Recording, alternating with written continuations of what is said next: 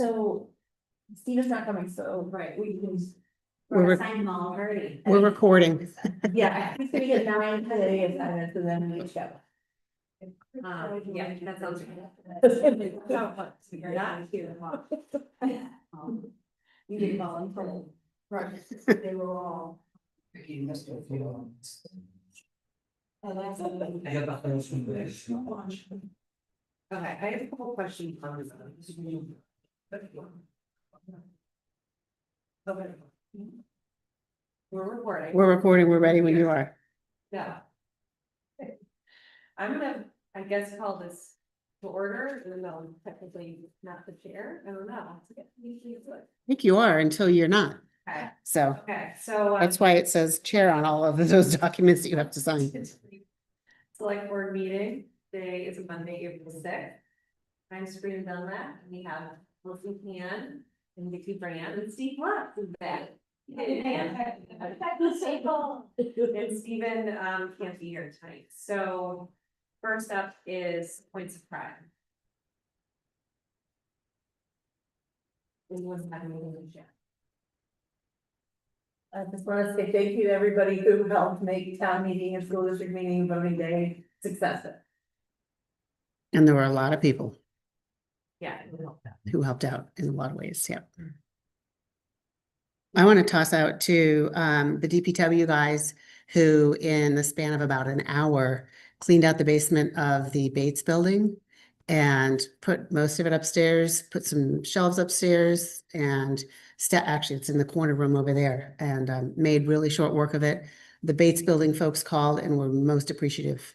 So they did that on a semi-rainy day. So What was it, their records basically that they cleaned and moved, or that they boxed and moved? yeah, well, everything was already boxed. It was just some various town clerk records, some supervisor records, Oh, kind of a hodgepodge of things.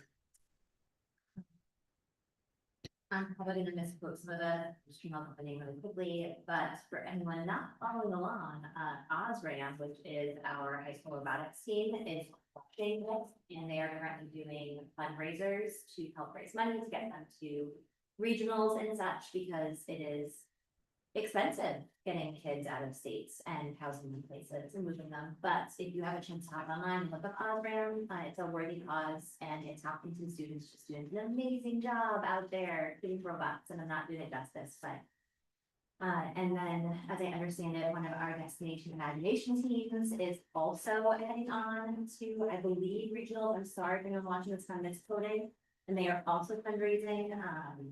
And so I'm so proud of the various teams that have spun up and all the work that they are doing. Because our kids, Thank you. yeah. It's their own meeting posters in the check out, right? I just watched them in that, and this is makes me so happy.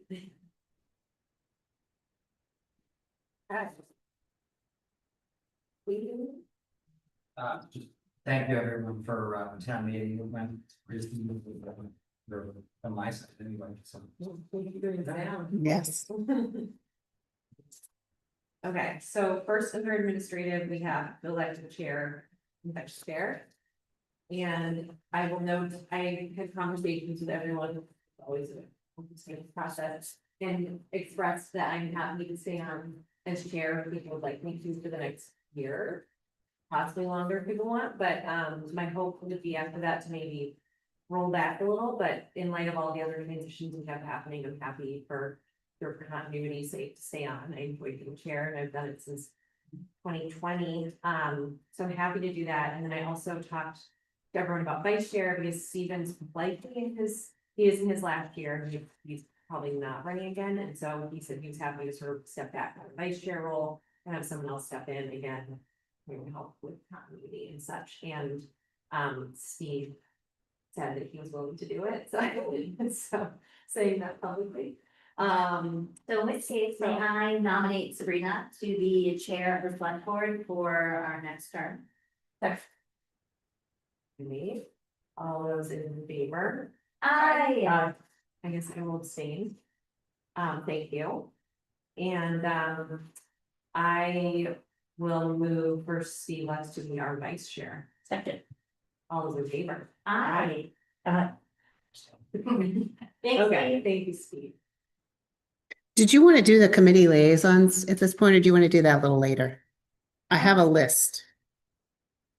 What do people think? We do have a discussion about committees coming up later. Do you all wanna wait for that discussion?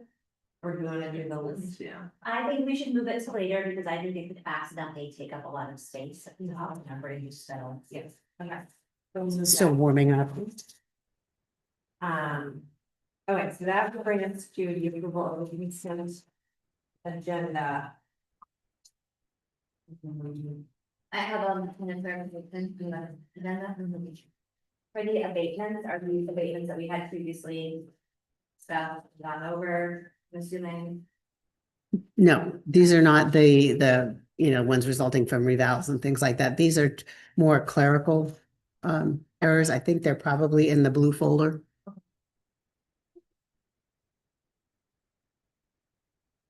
Right. So I would move the approved consent agenda of April 6th. All in favor? And I'm not sure what to do with this. On the in our March 16th meeting, there was an application from the Cemetery Trust, which got approved on the consent agenda, but it wasn't within the select board's authority to do so. It was actually somehow accidentally, it was to the cemetery trustees. We walk it back. So I think we should walk it back. A motion, I don't know, do we make a motion to unapprove, or do we just note that this was erroneously approved and? Okay, It's not. okay. This is cemeteries, trustees of the cemetery. Oh, So it was paperwork that landed in the wrong bucket. okay. So. So the amount was $4,823.77 approved on March 16th, which was the fourth quarter invoice. So just walking it back that was not supposed to be approved in this meeting. Okay.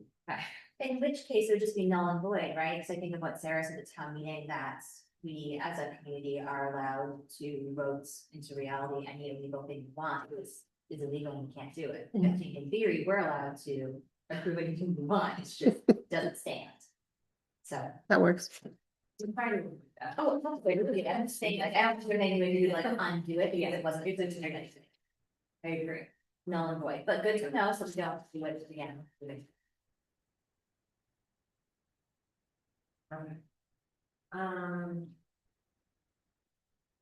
We are looking at. Wow, the meeting that is January. Still playing catch up on these things. There's some long Yeah. minutes. Yeah. So long. Very long meeting. Are we using AI at all to help generate initial rounds of minutes? We were, and then we found we were doing so much rewriting that it wasn't worth it, that it was getting names wrong, people wrong, attributing incorrect comments. So they are listening to the whole thing. Do you want help? No, I've gotten a fair amount of minutes in my day. What I'm doing is taking the minutes and reading them through and making sure that they line up with the notes that I've taken, and that's where it's been time consuming. So I'm setting myself a goal to get these caught up. Thank you. Yeah. My only question was, Jeff wasn't there, but did we dial? Not this one. No. February 9th, we dialed him in, and we dialed Vicky in as well. I thought I might get those done for today, but there's 5 non-publics to add to that, so. Okay.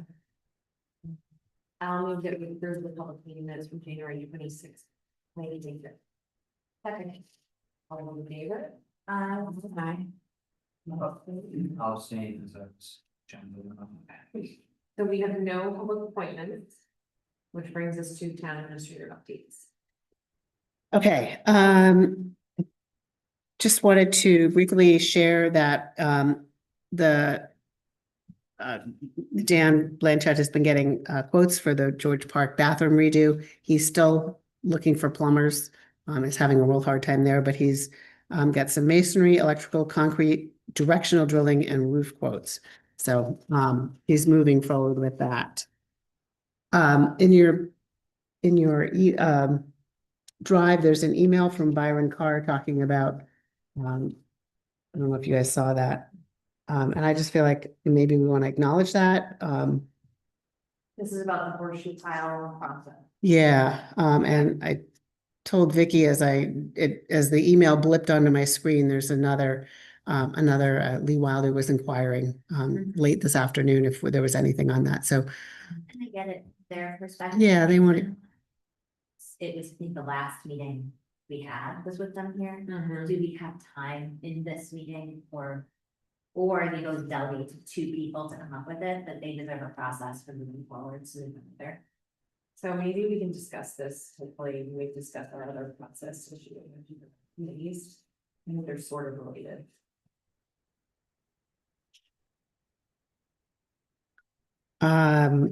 Kentucky Auto Clinic, I had mentioned this to Sabrina, and she was unaware of it. Kentucky Auto Clinic is basically across from Two Villages from our property in the Bates Building. And there's been some ongoing testing there for whatever might have seeped into the ground. And who is asking? The engineers, North Point Engineering is asking for permission to cross and test on that big piece of property that's basically the Bates Building property, town-owned property.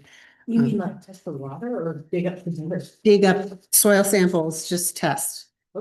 His comment to me was, we don't think there's anything there, but we don't know there's anything there, know that there's not anything there until we test. So, It's making Kentucky Auto is getting testing done on their property because they have to, because they want to. Because they have to. Was there a photo or something that way? Or is it just like you have to do with your guests? So I think DES has all these different designations depending on what kind of business you are that have different testing requirements. So I bet they have yearly testing requirements and maybe something that pinged, that's just a guess, and now they need to do more. That's a guess, that's. And so There was something pinged a while ago, because the current owner came in and said, I don't understand why they're wanting to do this, this is not my problem, I didn't create it. But he did purchase it and DES believes that, he's basically responsible for it. He did. And so the if town. they're asking to test town lands, would they still be paying for it or would it be us? It would, be part of the cleanup effort. And Clean it up would and be, testing. it would be similar to the test wells that are all transfer station. Yep.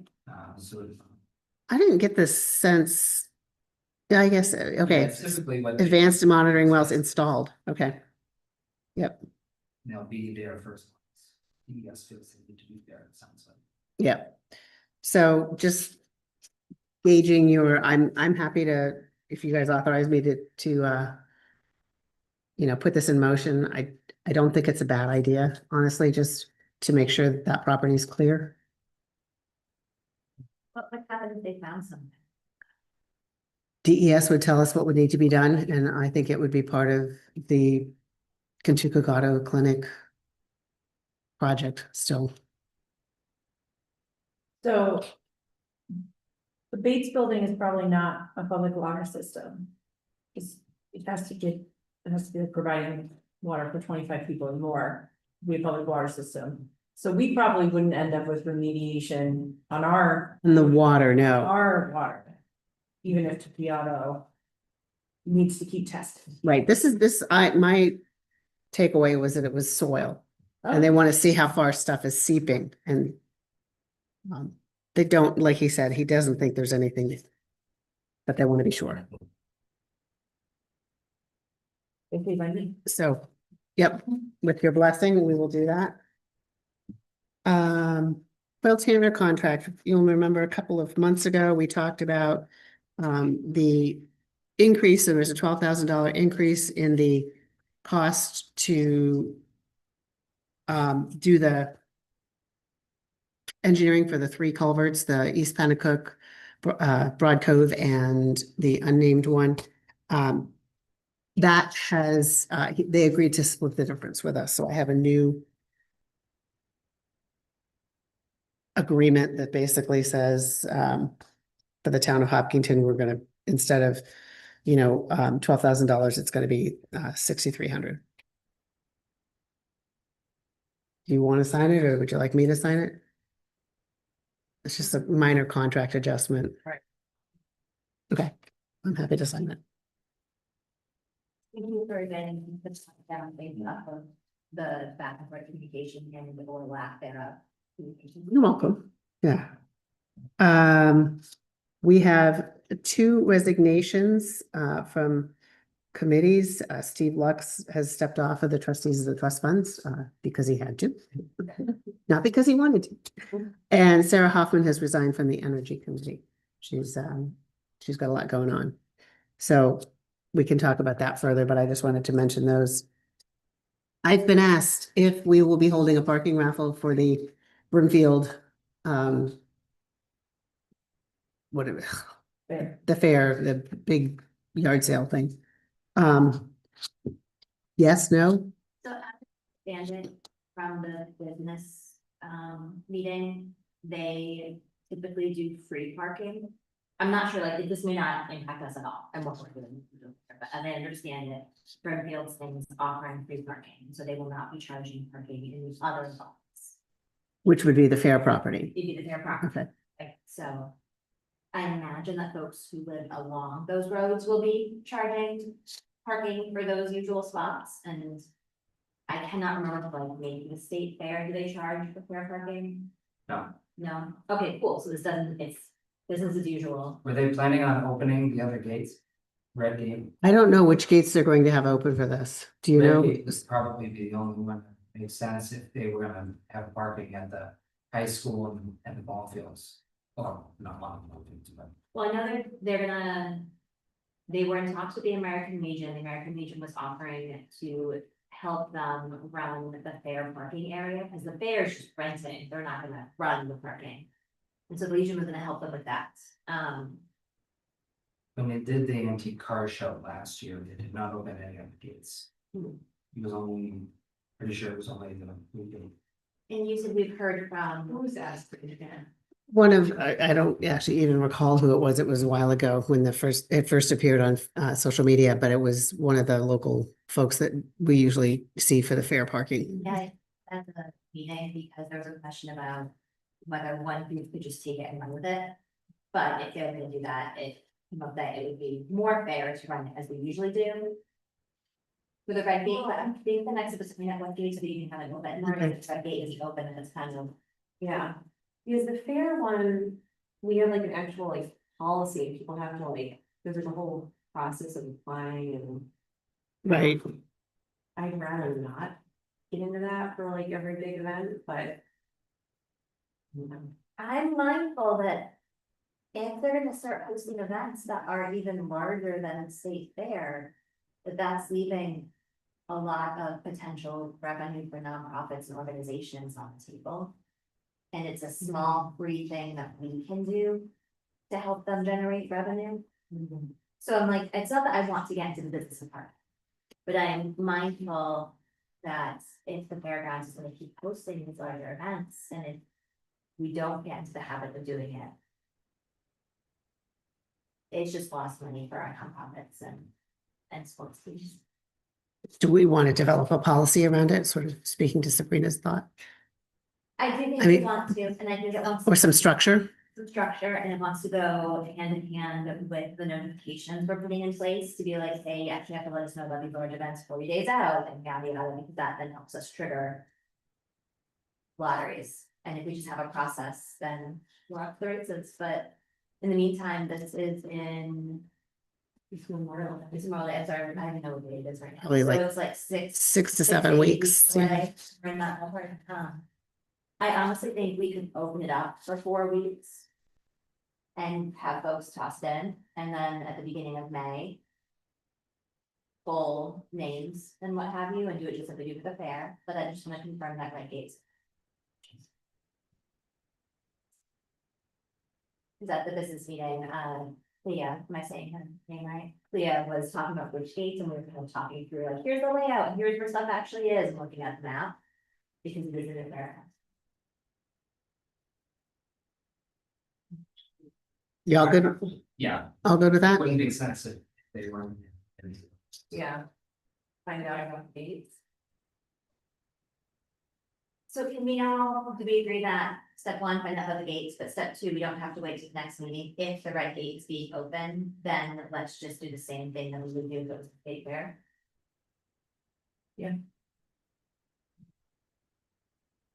That way Karen doesn't have to wait till the next meeting. Yep. and Just to get. And I'm still like not 100% clear on what happens with, I mean, I think that was my first month or so that. Yeah, actually, did. Yeah, I think if you look back on Facebook, you can see what posts we put out there encouraging folks to throw their names. oh, yeah, no, I can recreate that part, but the spatial where the parking is and, you know, Oh, that part's coming along here. Yes, the parking that we're talking about is at the high school. Okay, There's a gate directly in the high school parking lot onto the fairgrounds, and that's the red gate that Steve's talking about. okay, So were we not to use that for the Brimfield Fair, it's less likely that it would be a hot ticket item to park at the high school. because I understand it typically isn't the parking lot divided in half. And like, It stops basically where the town lane transitions to the school lane, so it's at the top of the hill where the roadway goes. so the school has traditionally given out the other half, right? So it might be worth also thinking the school. To say, hey, this is happening, here's what we know, do you also want to get with funds? This is not surprise, we're not running away with that. Hey, Sharon. all right. I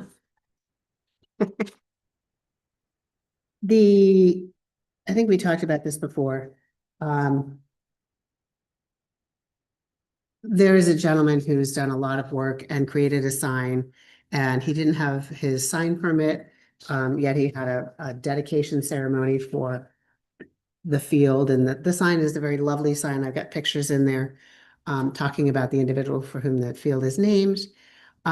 Unfortunately, the sign, Karen put together a memo. The sign is too big, and would need to be accepted by the town as a donation because the town does not have to follow its own zoning ordinance for signs. So he couldn't be here tonight, and I told him I would just put it in front of you folks and let you think about it. We're just trying to like ease the process to like finish it for this person who's gone through all of this. I don't know what we're trying to do. Okay. I'm not sure how involved the town was early on with this idea. Okay. Yeah, he did come in at one point. Or I brought it to you at some point since my time here. Right. And it's been very hard getting detailed information from this individual because he's, like dimensions, and it took me forever to get what he was going to put on the sign and things like that. So I don't know if, not sure how the board feels about I mean. the whole project. It's a case where we can just grant an exemption for the sign. I don't know. I mean, the zoning board of adjustment. But we have the authority to. Oh, do we? I would Oh, great. Yeah, so we could, or as you said. accept the Thank you for the sign, it's beautiful, we'll hang it up exactly where you got it hung right now, so thank you.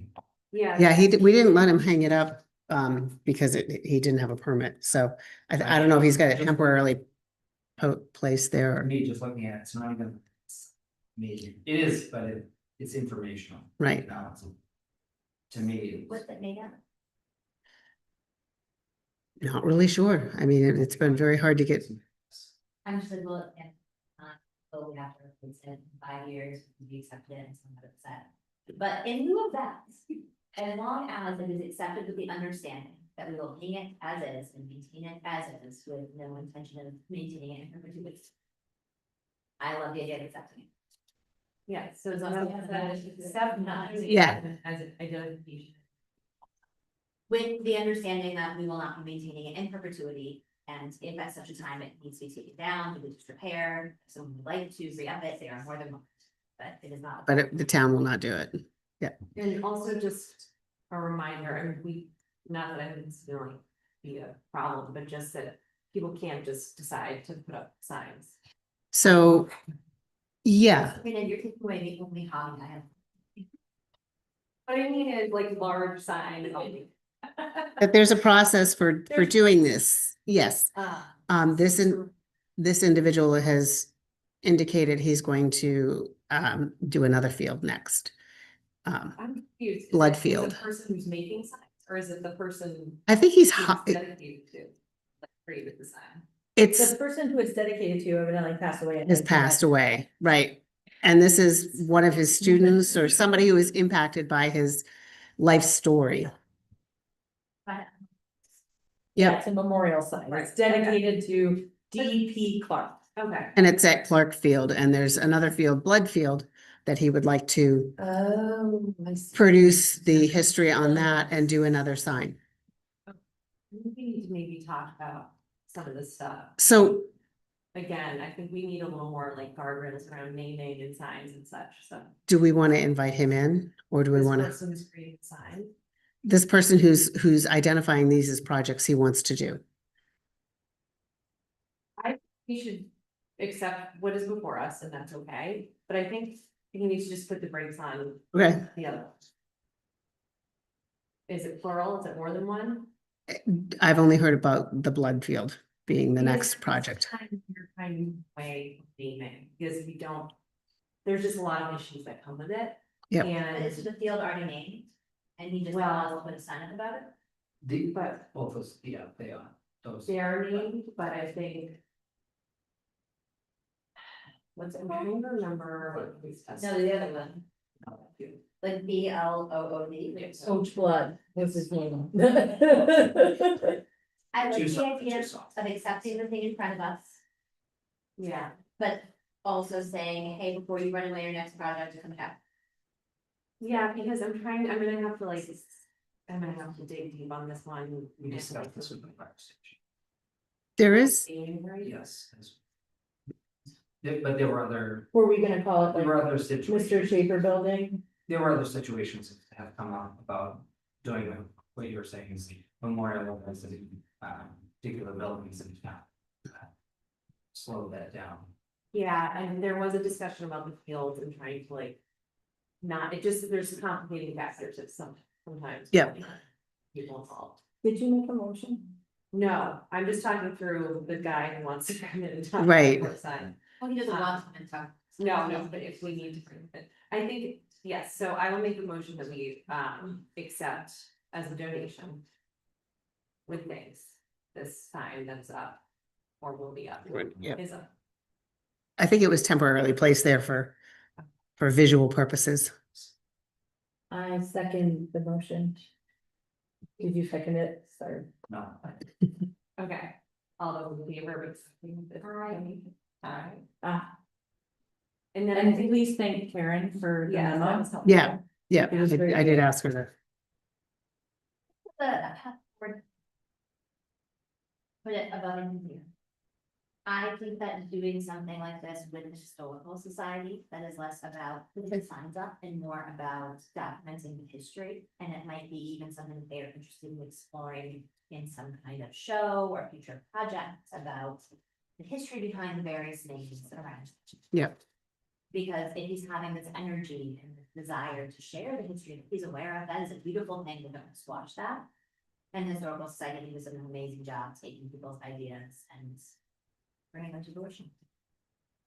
Good point. But I do think we either have a policy or we don't have a policy and we need one. There's something out on the policies on the website. It's old. About naming and. I think there's some, but there's also something about veterans and like whose names can go on plaques too. So there's some very specific stuff. So And the side. So maybe we could ask this gentleman to just hold on and say, we're working through our policy on this issue. okay, But not with the thing we just approved. right. No, this is good. And I would just say like. I don't think it's about holding on, it's about saying like, hey, we may not be approving future signs, and so if you have energy around this, you should also chat with. Yeah, go through the process and or chat with another organization to bring your ideas alive. Versus putting them in the limbo of like, how long will it take us to come to the process? And I do remember now, this was a dedication, so I apologize, I forgot, it obviously it's not. Mr. Clark would need to sign, but. Wait. Okay, Okay, so rolling along here. Back to the Bates Building, the Hopkinton High School Alumni Association has a monstrous safe in there. I mean, it's got to be 4 to 5 feet tall, this big by this big. They don't have a location to keep it. And they called looking to the Bates Building, the two villages wants the safe out of there. I think it was placed there when the town clerk used to be down there, and she said, yeah, sure, you can put it down there. But Do they keep it? memorabilia. So it's kind of cool, but they have no place to keep it. That's theirs. Historical Society, but that's who we show it to them. But they want to have access to it still, so. so, do we have any sense of how heavy the safe is? Like. could we- Well, Dan's words were, we're not moving it again. We moved it once and it took like 6 guys to do it. Yeah. They're gonna have to hire somebody to do it because he doesn't want any of his guys to get hurt. Which I mean, it's for a, the amount it's of a- money that it's gonna take to move it, they could buy a new safe. Yeah. yeah, I mean, it's, I mean, I was in the market for a state, but I don't have the market. yeah, nothing. Like, I have no sense of spatially, like how much. It's right by the back door. And so it's kind of, I don't think so. I think they could work around it, but they're very excited about having the basement space and doing things with it. There's that little half door in the back and there's a little staircase in front of it. And this is right against the wall, sort of near the base of that staircase, right as if you were coming in from the hallway in the basement, it's right there on the left as you come in. It's Alumni Society or Association. Yep. So that's like a standalone little group of people. It's not like the town's responsibility. Or the schools, right. Yeah, so you But my basically- first question was maybe the school could take it and they said, no, they don't have any space. I So- think you should not keep her own safe for a group that's unaffiliated with the town. I don't know, there's disagree. Like, I think it's weird that like we store some other groups safe. I think it is lovely that we were able to store the safe, the volume of time we were able to store it when we had the space in which to. We no longer have the space in which to store it, and I deeply sympathize for the predicament they are in. And the safety to find another space. So, but in terms of like, yeah, I think maybe they should think about moving their stuff out of that space and that might be a simpler process, to store it somewhere else. I have no idea what's in there. But in terms of the cost of getting it out, that seems like a conversation for us to have with two villages, because I don't think that should be our. Well, I think it should be the Alumni Association's cost if it's, Like, yeah, somebody else's. Not fair that. Right. It's, they It's rent like their they're the space ones- as it. But they're paying for that space. Like, if we're telling them.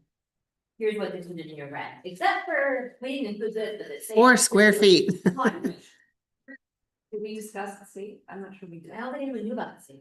So interestingly, according to Dan, when they cleaned things out, all of a sudden there were some other requests for, well, can we paint this wall and can you fix the ceiling tiles and can you get the safe out? And so he appropriately told them, make your list and then reach out to Karen.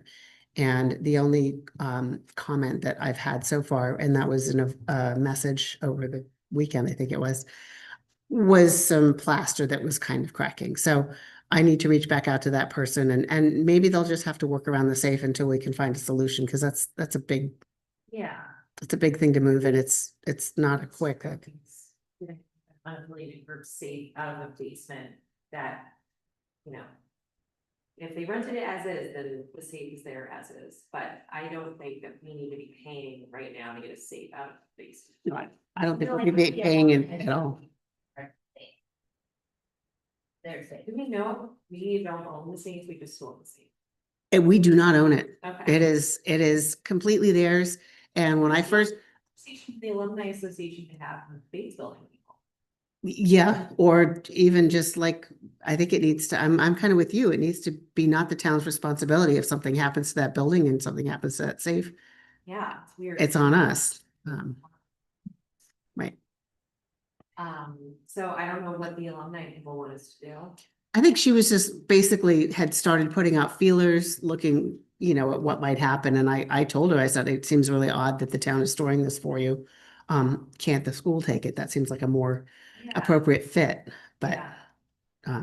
and so maybe they're So working just on wanna that. Follow up with her. and I'll just maybe keep going on it. Conversation, and please let us know how it all works out. Yes, something like that.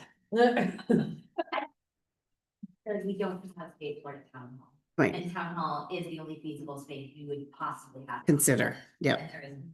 there's no road. It's a bummer, but Okay, it's more to come, let's see. Yes, we're in the safe. So there were a couple of insurance things that came up.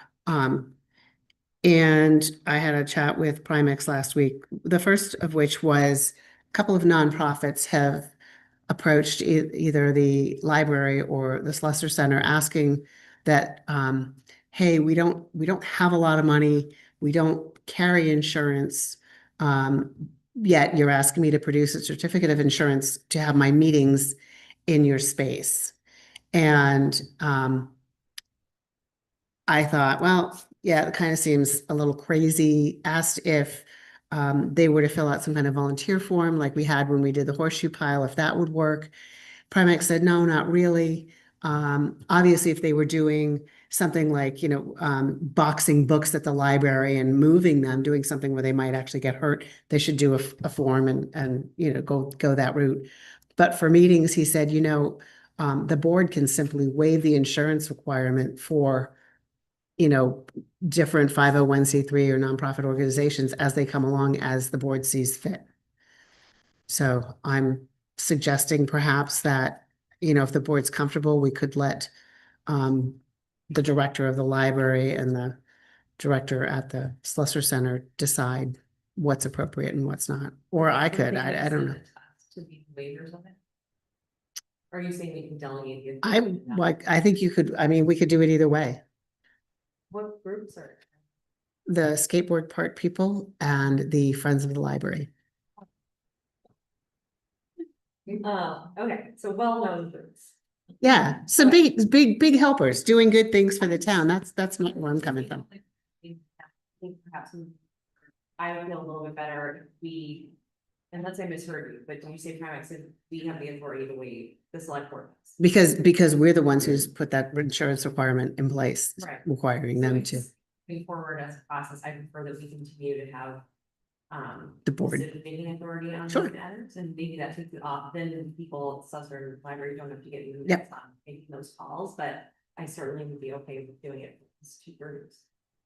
Because they're informational meetings, I assume. They're their meetings. Yeah. Yeah, they're not. Meet for these groups, is it a yearly thing, is it? We could create a form where they request you know, a waiver for a year and then we revisit it, just like we revisit As long as it's- appointments and things like that. Yeah, it's right. And so the direction would be for the library and to raise up any groups that don't need the insurance. Policies for us to approve or deny. That way, I'm just making sure we don't apply it unequitably.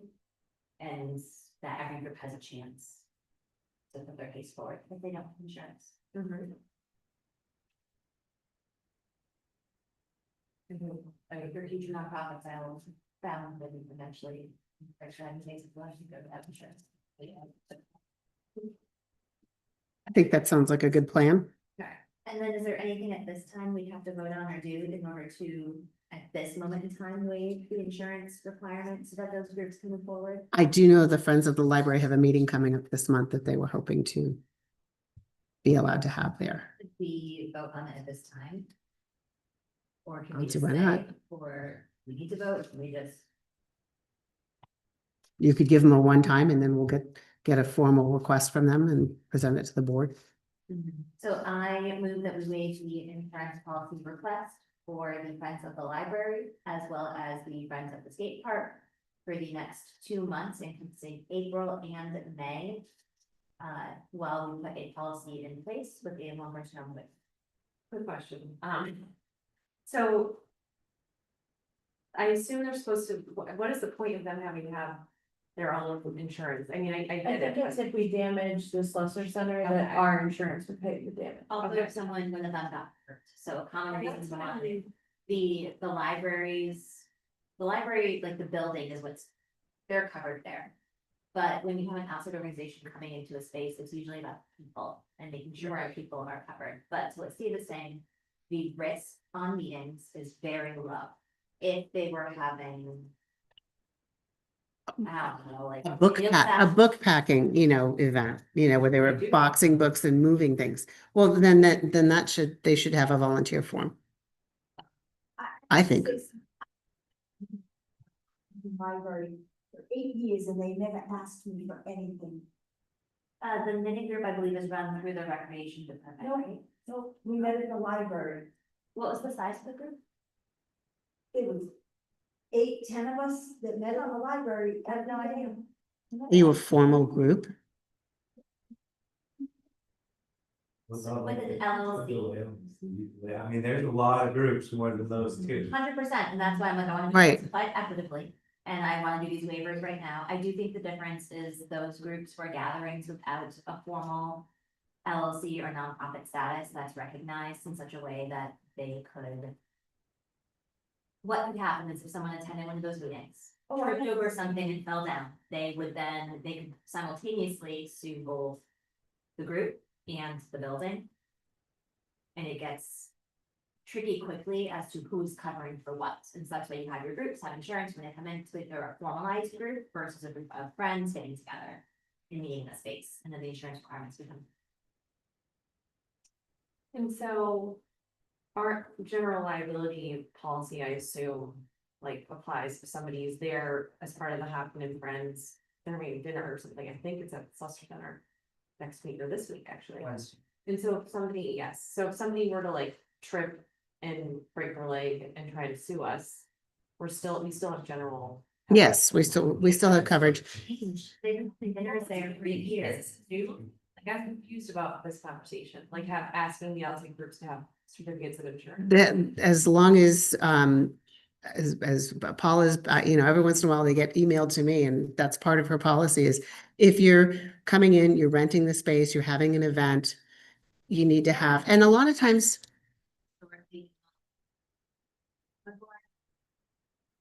And you're saying they're, she's like, they're having a dinner, and that might be the difference, is they moved. no, the Friends of the Library just want to have their, like, their regular meetings. I think they meet, I don't know what, quarterly or maybe monthly or something like that. No, their event is at the library. And Rose told them that they needed to have insurance. I guess I'm just curious, because they've been meeting at the library for years. Yeah, but They're it just, doesn't- they're community rooms, community building. right, We assign them out to individuals who show an interest in having. And I think where perhaps folks are confused is that it's a formal organization with a 501c3 status as opposed to, a bunch of kids going in for a study group or something like that. Do the waiver, the 2 months for these. And can we seek further information from both Paulette and Rose as to Yep. how these groups have looked through their past and what has changed, whether the library used to have insurance and no longer has it, like what. yeah, I would What like to know. changed? Well, and also, I think Steve and I were talking about a separate event, it's like a volunteer event to thank volunteers, it's this one Wednesday at such center, it's a dinner. So that would be different, from, like their usual meeting. No, this is their annual meeting. It's, I don't know, but it's But it's- volunteer. I mean, they're gonna take volunteers too, but it's their, I don't know, I saw the invite. yeah. But I'm just wondering if they like rent a Slessor Center. Wait, what did you say? I only know about it. Oh, nice, okay, alright, so it's catered, okay. I thought it was like people. And that's the thing, because if the Friends of the Library had, because they usually meet in the community room, and they've been doing it for years. If the change that they're using the kitchen over at the cluster center, and so now there's a level of liability involved. But That's yeah, so different. when you start using the, and everything, you can see where that Right. cross the line, but. Maybe we should get more clarity, in addition from them, but Yeah. also maybe from Primex and even. Just to see, okay, what, are we leaving ourselves open to any exposure by not requiring certificates? Oh, right. Absolutely. So- Exposure to the level, and what is the level of risk we're willing to tolerate? Right, So people sitting around having a meeting is different than a group where there might be food and slippery stuff on the floor or something like that. I don't know. Dangerous forks. Dangerous works. I'd like to know, is this something you've had in place? Like, I don't remember ever discussing this. It was never come before us, as far as I know. And so has something changed, or is it like It's the things that the group is doing? it's a best practice for anybody using a space. If you're a formal group Okay. coming in. In my previous life, if somebody was renting a space, you had to have insurance. You had to provide a tulip. Right, and I know we have so much more to cover, and so I'm mindful that I wanna set these groups up for success, I wanna be back to this, and I wanna get information from Rose and Paula. But I also want to know that if the answer that comes back is we have to do this, it's too much risk, yada yada, if there is some kind of rider or temporary insurance through our insurance that we can offer to these groups at a discount rate. Don't think so. Generally, like, for example, if you're having a birthday party in a facility like the Susser Center, if your homeowner's insurance doesn't cover it, you can get a 1-day, it's called a tulip policy.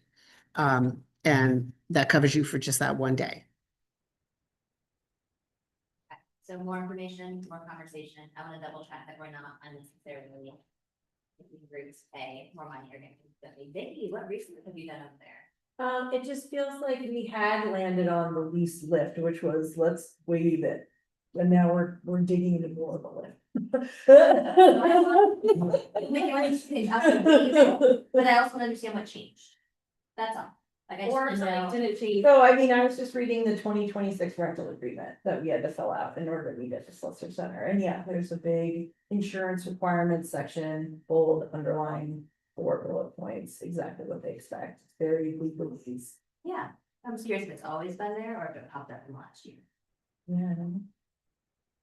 But just circling back to what we were just talking about, I was able to both cabin on to host a party there, and I was able to pay Paula $80 to get a 1-day addition to the town's insurance. for Oh, that. okay.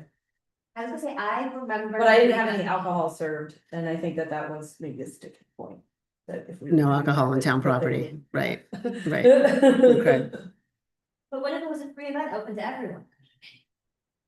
Okay, so I think, yes, we'll wait for the next 2 months if everyone was okay with that. And then, but I do think if it's best practice, obviously we need to be following that, but maybe we could just check in on why this is coming up now. But since best practice, we can put the policy in place and then wait for groups to establish track records in town. Who this would be a burden that could extinguish them or could cause pregnancy such that they can't. Yes, we're waiting right now, so we have to. Yeah. Okay, Okay. all right. I put a motion place a while ago. Oh, yes, so We're we're gonna set it. and then I have questions. Say okay? So we'll leave a second. Okay, Steve, Okay, seconded. all those in favor? Aye. I'm gonna abstain because I feel foggy about my. Yeah, you should. Part of the state. Yeah. That's a good. I'm the treasurer. Okay, yeah, good call. Well, you weren't here. And I think we have a check on the sign. Yes, I was wondering if you revisit the sign for the TP class field, the TP class, I'm Hoppy Falcone, and he was a school teacher, he was Yeah, Well, hold on, this we have a long meeting, so I just wanna know, are you asking us to reconsider, because we already accepted it previously as a donation? Earlier, I guess earlier I tonight. gotta explain myself what happened and how we got here. And then the blood field thing is down the road, that, Okay, this is what I want to try and get it up as soon as I can, because this is when softball, he's a softball coach for little kids. And so, okay. I'm so trying to get we this just up want- as hold on, soon- Mike. Sorry, I was not going to be abrupt, I just wanted to make sure you knew that we discussed it. I know, that's why Oh. I asked if it can be, just so I can explain what happened and how we got there, because what happened is, What's your name again? I'm sorry. well, Peter Falcone, I go by Hop. Okay. Peter Rogers. So, back in November, we did a ceremony with his family, his daughter and son. And I put it on his granddaughter. For all that he's done for the community, he pretty much built the DP Park field, that's why it's named after him. And, I thought I'd gone through all the correct channels. I'd gone through Karen, I had emails saying that should be okay and stuff, and I went through Dan Blanchett, and Greg, I believe it is. He said, should be no problem, just, send me pictures, this was Dan saying, send me pictures where you wanna put it. And we decided 2 spots, one at the end of the dugout, which would be up higher and better. For viewing, for people coming in to be able to read the sign, of him. And. Also, he showed another place, but it's down low and right where you come in on the left side, down low, you have to go to like this and stuff. So this.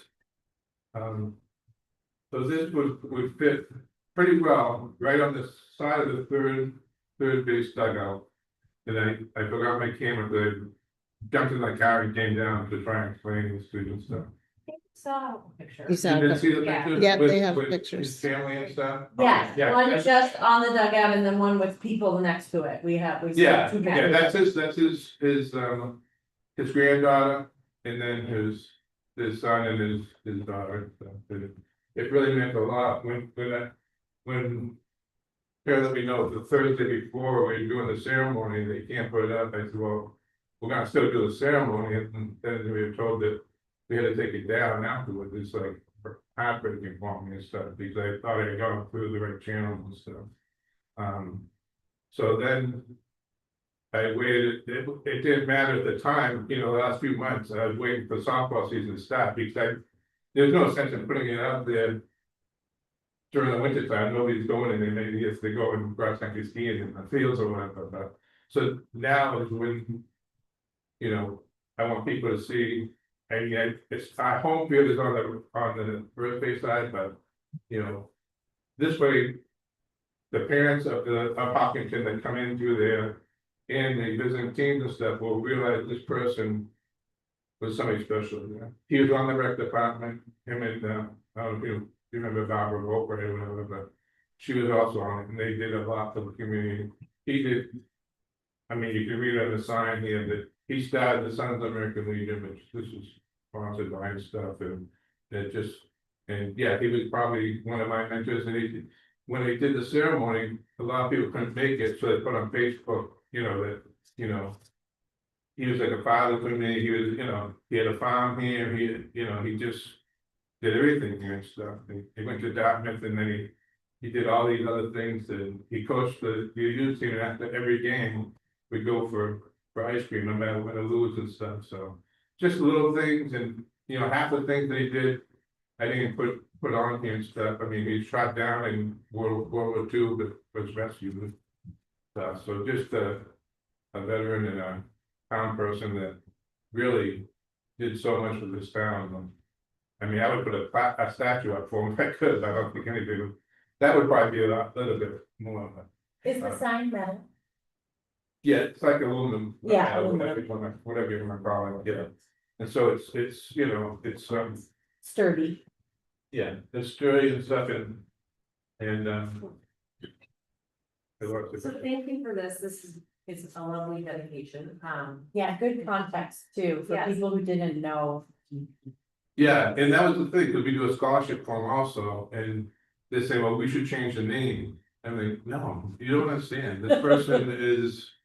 Like, the whole community he was the leader and he was, in the service, I mean,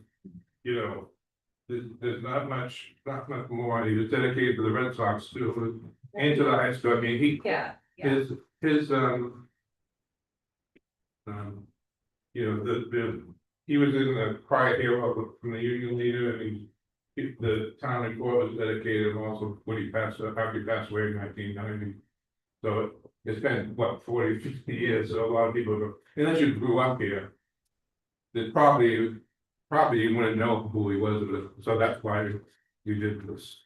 So, you know, we didn't vote to accept it. Yeah, Did you want us, what were you saying, you wanted us to change something? When you walked in, you said you wanted us to change our sit-in or? No, Oh, okay. I wanted to explain Just explain. where I came from, Gotcha. because I was doing something till like 5:45, whatever, that's why I couldn't be here, right at 5:30. Okay. And so then I saw it, I and put you guys on Zoom, and found that you were talking about it, and then she was talking about, you know, also wants to put a thing up for Blood Field. Well, that's because somebody vandalized it and it's not, there's no sign there anymore. Mm. So it wouldn't be anything like this, it would probably be just saying that. So Dick Blood was the softball coach, and I was his assistant or whatever. I coached the JV, and then when I get done with the JV, I would go up and help him with the varsity and stuff. There's a couple of years that I didn't do JV, I just helped him with the varsity squad, like an assistant, whatever. And so Bloodfield, so he used to have a smaller sign, it just said Bloodfield. What I would like to do is just put another sign up there, Bloodfield, but say he, you know, he coached in hockey from 1990 to 1980 to 1991, whatever, and he won. You know, we won 8 championships out of 11, and the other 3 we were running-ups. So he was quite the coach and stuff, and it was, and he deserves to have a sign. He doesn't have one now because we think somebody vandalized it. We don't know if it just fell or whatever, but I don't think so. I don't think so. We happily voted to accept the sign and get it up, and no waiver on the requirements. Okay. And then for the next sign that you're thinking about, hearing that it's not this size, but it's a smaller sign, it's just working with Karen and planning for the process, and she'll point in the right direction. That's the other Karen in the other room. Yeah, okay. You're not moving on that. No, Okay. no. Cause I do think we've got some bigger issues around like naming and signs and such that I think we do have to talk about as a board. And so I think for the purposes of time, because we have just a ton of stuff to get through, I'm not trying to be rude, but No. appreciate this and accept this, but if we could just pause on anything further, then we have. No, like I said, I don't even, you know, I don't even care if it's a month or whatever. Okay, But I did want to get this one out as soon as we could, and I had. I don't know when. I had one of these at each one, so I think that it might be in the back of my car or whatever, so. So I guess I got one last question is, so when I give this to you, whether I give it to you now or, I mean, I assume, do you take it and then just give it to Dan to put up, and when would that be, or? I thought it was up already, so. No, I was No, this told it is- to not go up, it could not Okay, stay I up. thought it had gone back up, I'm sorry, I No. misunderstood, I didn't know what those. So I couldn't go back, I put it up, that's where the picture, Is and that then where we, you would like it, Joe, is that spot that it? yeah, that spot right there, but, So should we have Dan? Could you work with Dan on that? yeah. And then maybe make sure that Dan has some say in how it gets mounted. Just, Yeah, he already do that. Yeah, if he blessed those, that's great. You can make sure that nobody takes them off, I heard some people like will spray, like glue on it or This is something. a great Dan conversation. This is Yeah. probably the. yeah. You guys know about that? This part out of you, but exactly what Sabrina and Karen are saying is, at this, like, the next step is to reach out to Dan, Okay. bring all the pieces and get it. Just meet with him and just have us put, Yeah, look. thank you for I your. can't hear you that, I thank you so very much, you don't know. What it means to me, so. Thank you for sharing that with us, and, yeah, sorry about the disjointedness of the process, it just. Well, it was so upsetting because I thought I did everything. I was told, you gotta make sure you talk to you, the Yep. parents, and when I get the email from her after I showed her the dimensions and stuff. She said it was all set, and then talking to Dan, he said, yeah, I don't see a problem, he saw where I wanted it and stuff, and then to get the notice to. You can't leave it up, they're like, are you kidding me, you know, especially with the family there, I'm saying, I'm sorry, I gotta take it down and stuff, and they were like, really? Well, I'm glad it worked out now, so thanks for. Okay. Yeah. Thank you for your time and like I said, it's. Yeah. Yeah. Yeah, I would Is that- just make sure you knew that when you walked in that we had said yes to it, that's why I was. No, I knew that, but I wanted to explain what had happened because like, Yeah. you know, and who he was and stuff. and- Yes, thank you. And we try to do, the people that made it did a great job and it really shows who he is in the service and as a teacher and when he's a kid in college. And we wanna make sure we put the hops in the red sauce and. Very nice. Thank you. Yeah. Appreciate it. He used to also, so when he was a teacher, he had a black book. If any kids needed money for lunch or anything, he would just give it to them. Now he kept the black book because he did expect to get repaid. But some did and some didn't, but before he passed, he was going through the book, calling people. But those are some of the little things that he did that people don't even know. Thank you. All right. Thank you. Thank you. Yeah. All right, one more quick thing. Plan New Hampshire. Sorry. Plan New Hampshire. Yeah. There is an event they're holding on May 6th. Yeah. From 1 to 6. Basically, there's a panel discussion and there's a walking tour and then there's a socialization event at Cedar and Maine after that. So definitely all the board is invited and Is this the one that Anna's working on? Yep. Yes. Okay, Yep. I'm just thinking. I almost forgot. Oh, you did? A couple months ago, I read about it. Oh, good, because I asked her when she said, we would like to talk to partners, what do we have to do, pay, or whatever, and it sounds like there's no limit for us. so- The benefit, and then she did say, saw her email that it might be nice to have one or whoever wants to go from the select board to go walk with them on their tour. Which seems nice, yeah, so I'm looking for volunteers. right? Beautiful. Keep it one more stuff, so maybe we'll- I feel like Steve Black should do that. I'll be with it. I think they can step outside for ice cream. If anybody's wondering, the walking tour goes from the library to the rail trail to the fire station to Riverway Park to the Art Society to Fountain Square to Cedar and Bay. Where there will be like a little celebration. A little mix and mingle. Okay, so do we need to? Amazing. So yeah, she's looking for, if somebody's going to be there, you have to register for the event. And which is a Wednesday, I believe. Yeah, mom. So Wednesday, just to see what's. The Wednesday. I could probably be there depending on, like, work things that come up, but I can put it, I will register and put it in my calendar and plan on being there. I will be making an appearance. I don't know that I want to actually You stop on the speak. tour. Okay. All right, awesome. Thank you. Okay, that's it for my updates. So next we have on the agenda, under old business, the putting in road safety, so. We kind of came in. 2 meetings ago, I can't remember, a little while ago. not Yep. too long ago, talk about concerns, the trucks blocking traffic. And we discussed it and didn't really have a great solution. So in the meantime, we've gotten a couple of other emails from people, including from him. Saying we need to do something like a little more. I don't know.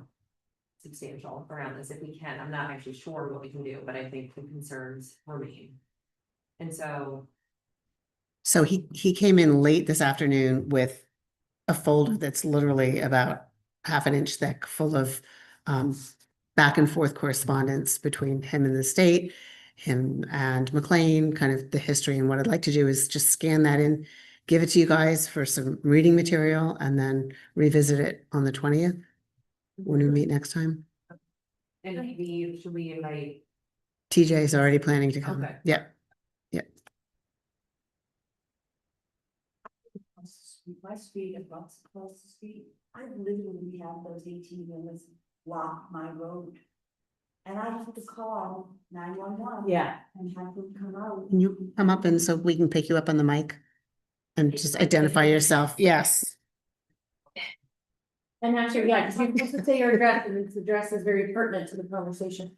Or you just generally say, you know, what you just said, that's helpful. My name is Michelle Saras and I live at 75 Cressy Brook Road, which abuts McLean's. And there have been times when those 18-wheelers are literally parked across my street. Then I have to call 911. They come out at some point, but then I'm stopped. I have to park down and wait for them to come out. Or I stand behind them and lean on my horn until somebody will move. But from what I understand, the man in the little house, Is there a gate guy? there is a gate guy, and if your time is 7:01, he won't let you in until 7:01. So if you're there at 6:45, he's yeah. not gonna let you in. So, So that's why they're idling along. and they are, I want to say shoulder, but there is no shoulder. you know, Yeah. it's bad. I mean, it is, I'm surprised no one has really gotten hurt there. But it's a disaster, and if you come around, you can't see, and if I try to get in my street, I'm leaning on my horn, getting into my street. How often is this happening? Oh, every night, every day, Yeah. all the So, time. I think TJ said that them making it a timed entry was actually their attempt to solve the problem. And it doesn't seem to have solved the problem, but I think it might have been a little bit of a free for all. Sometime in the past where it would be either 20 or none, and so they tried to do this timed entry thing. That's what he said, was that was their attempt to fix the problem. They did move like some barrels and stuff so that they were parked in that front entrance thing. And that worked for a while, but I don't think it was legal because they moved them back. Oh. They had originally made that entrance to be an entrance, but that was illegal because it was too close to the highway. So everything that they've tried to do to make it better hasn't been legal.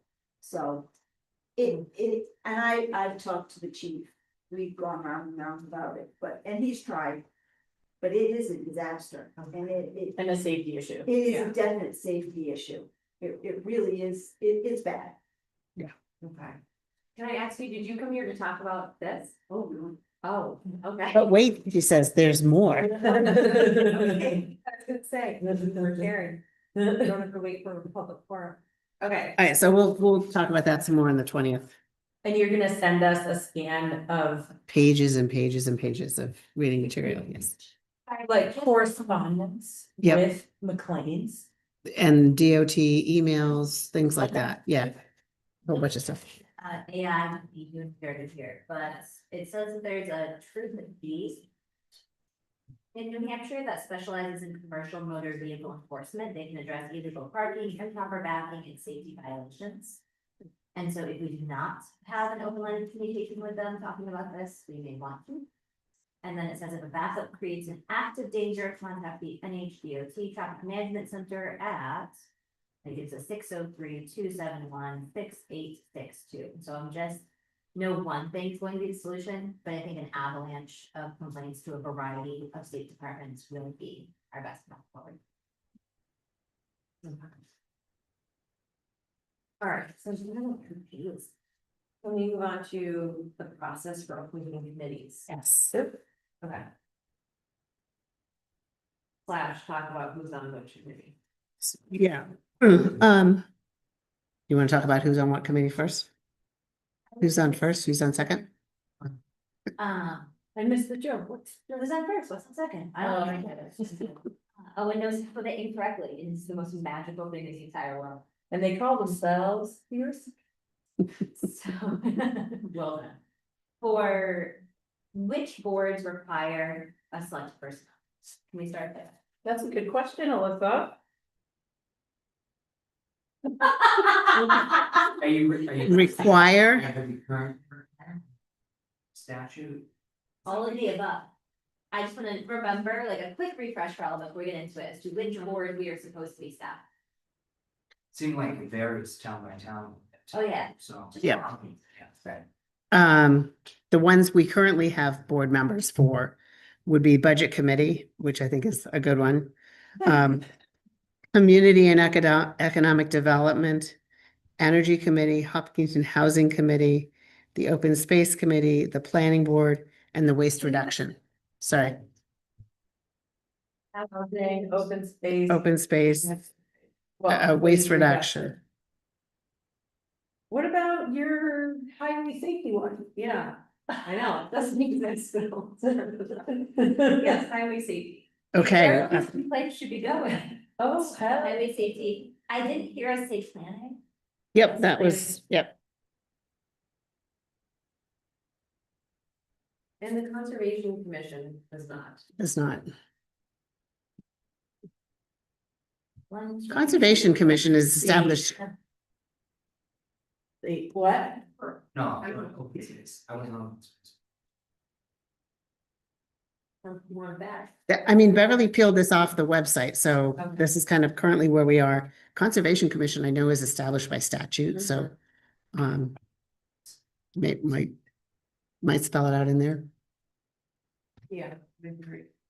Okay, And so everyone has 3, 6, 8 in total, right, on my list? There's 8. Yeah, I have 8 and 14. 8, yeah, even though the highway safety committee is not met in many years. But this is the year we need it. This is the year. It's also supposed to be the sewer committee. There's a sewer committee? There used to be. Cause I was on that years ago. I believe if there is one, it has been disbanded at some. It's not, I mean, Sewer committee, it's on the list. open. Okay. Haven't met maybe 4 years. Okay, Which list? So I've been for town government, Yep. and then it's this drop down menu, and it says all boards and committees, and it's on this list. That one. Yep, it is, with a staff contact of David White. Okay.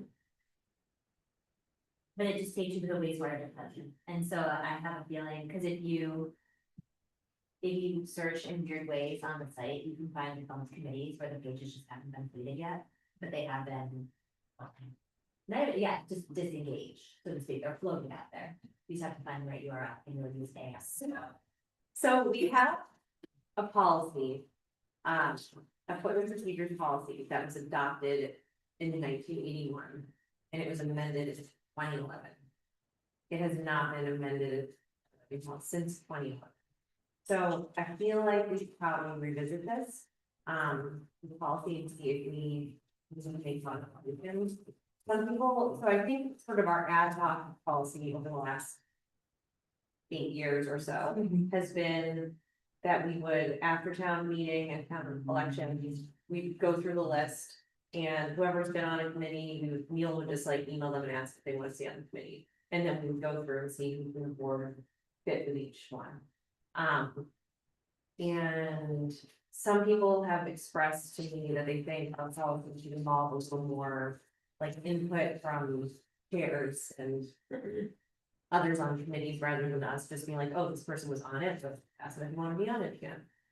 And so that's when I went to Karen and said, we need policy, and then she said, we have a policy, and obviously this has not been like reading it closely, because I actually didn't even really know. Until she flagged it. So that's sort of the context for this conversation. It's a short policy, if you want to look at it right now. I mean, I've been thinking an ish ton and have ton of background work. I'm excited to agree move forward now that we're out of budget season. I'd be happy to take a first stab at the policy and bring it back in front at the next meeting. That we don't have to workshop it by committee, so to speak, right? Because this is the worst way to workshop something, but to bring a red line draft to you all to discuss and work off of, based off of the research I've done previously. Would that be okay? That'd be fine. Thank you. Sounds good. Do you remember following this policy in your time, or was it what I described? It was a lot of what you described, although I do remember. Not renewing someone, for a particular reason, but. It Yeah. wasn't something we had laid out, well, we Yeah. weren't following a policy, so. It actually looks like we have basically been following what the policy was out, but I would say the policy is lacking in detail. For example, you're not reviewing someone. It does say it's recommendation to the select board and recommendations solicited from board and committee chairs, public posting. Notice of solicitation. And then everyone has to fill out an application for appointment and might be required to get to the select board during this process. I guess we basically have been following this, but I think the policy is a little lacking and yes.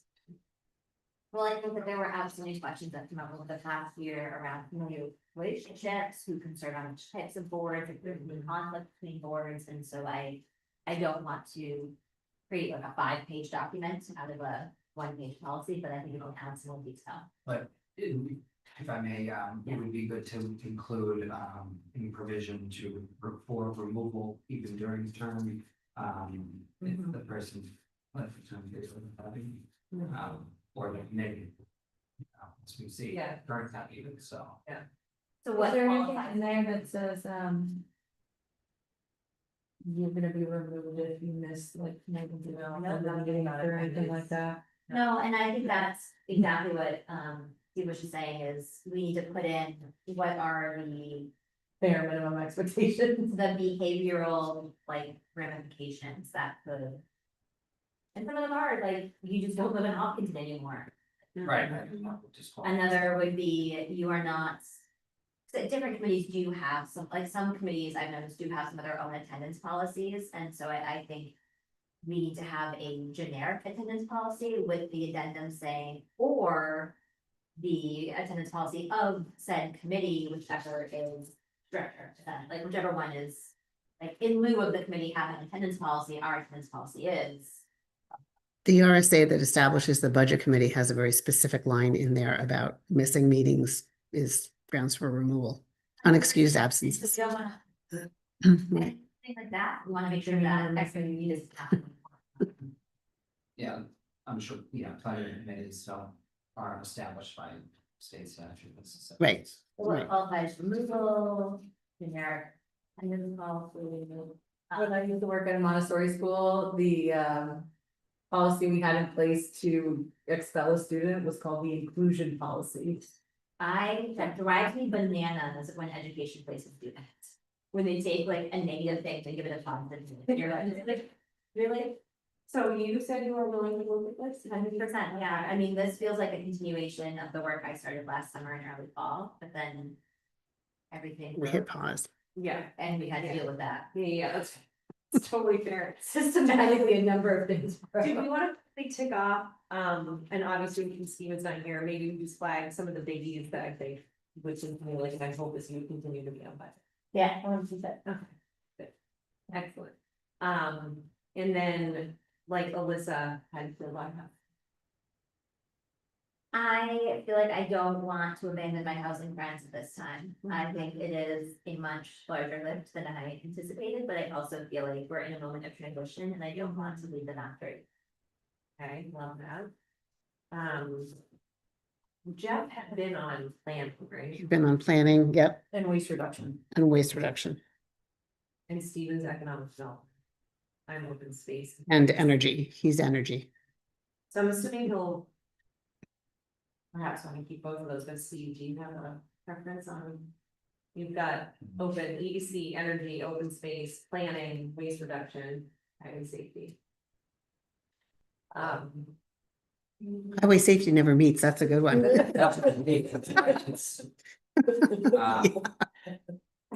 wouldn't mind doing that. Space, I know I'm generally not available. Okay. I would actually not, and I'm probably gonna go home and it's gonna be like, here's the divorce paperwork, but I think I would be interested in planning because of its deep connection to housing. And so much of the conversation we're having in planning is about how to work with housing, and I do think the planning rep. Dean Owens is doing a fantastic job in repping back and forth. but it just feels like we're at a moment where even tighter collaborations. Mhm. Also, you know me, and I wanna take away any and all aesthetic zoning, so.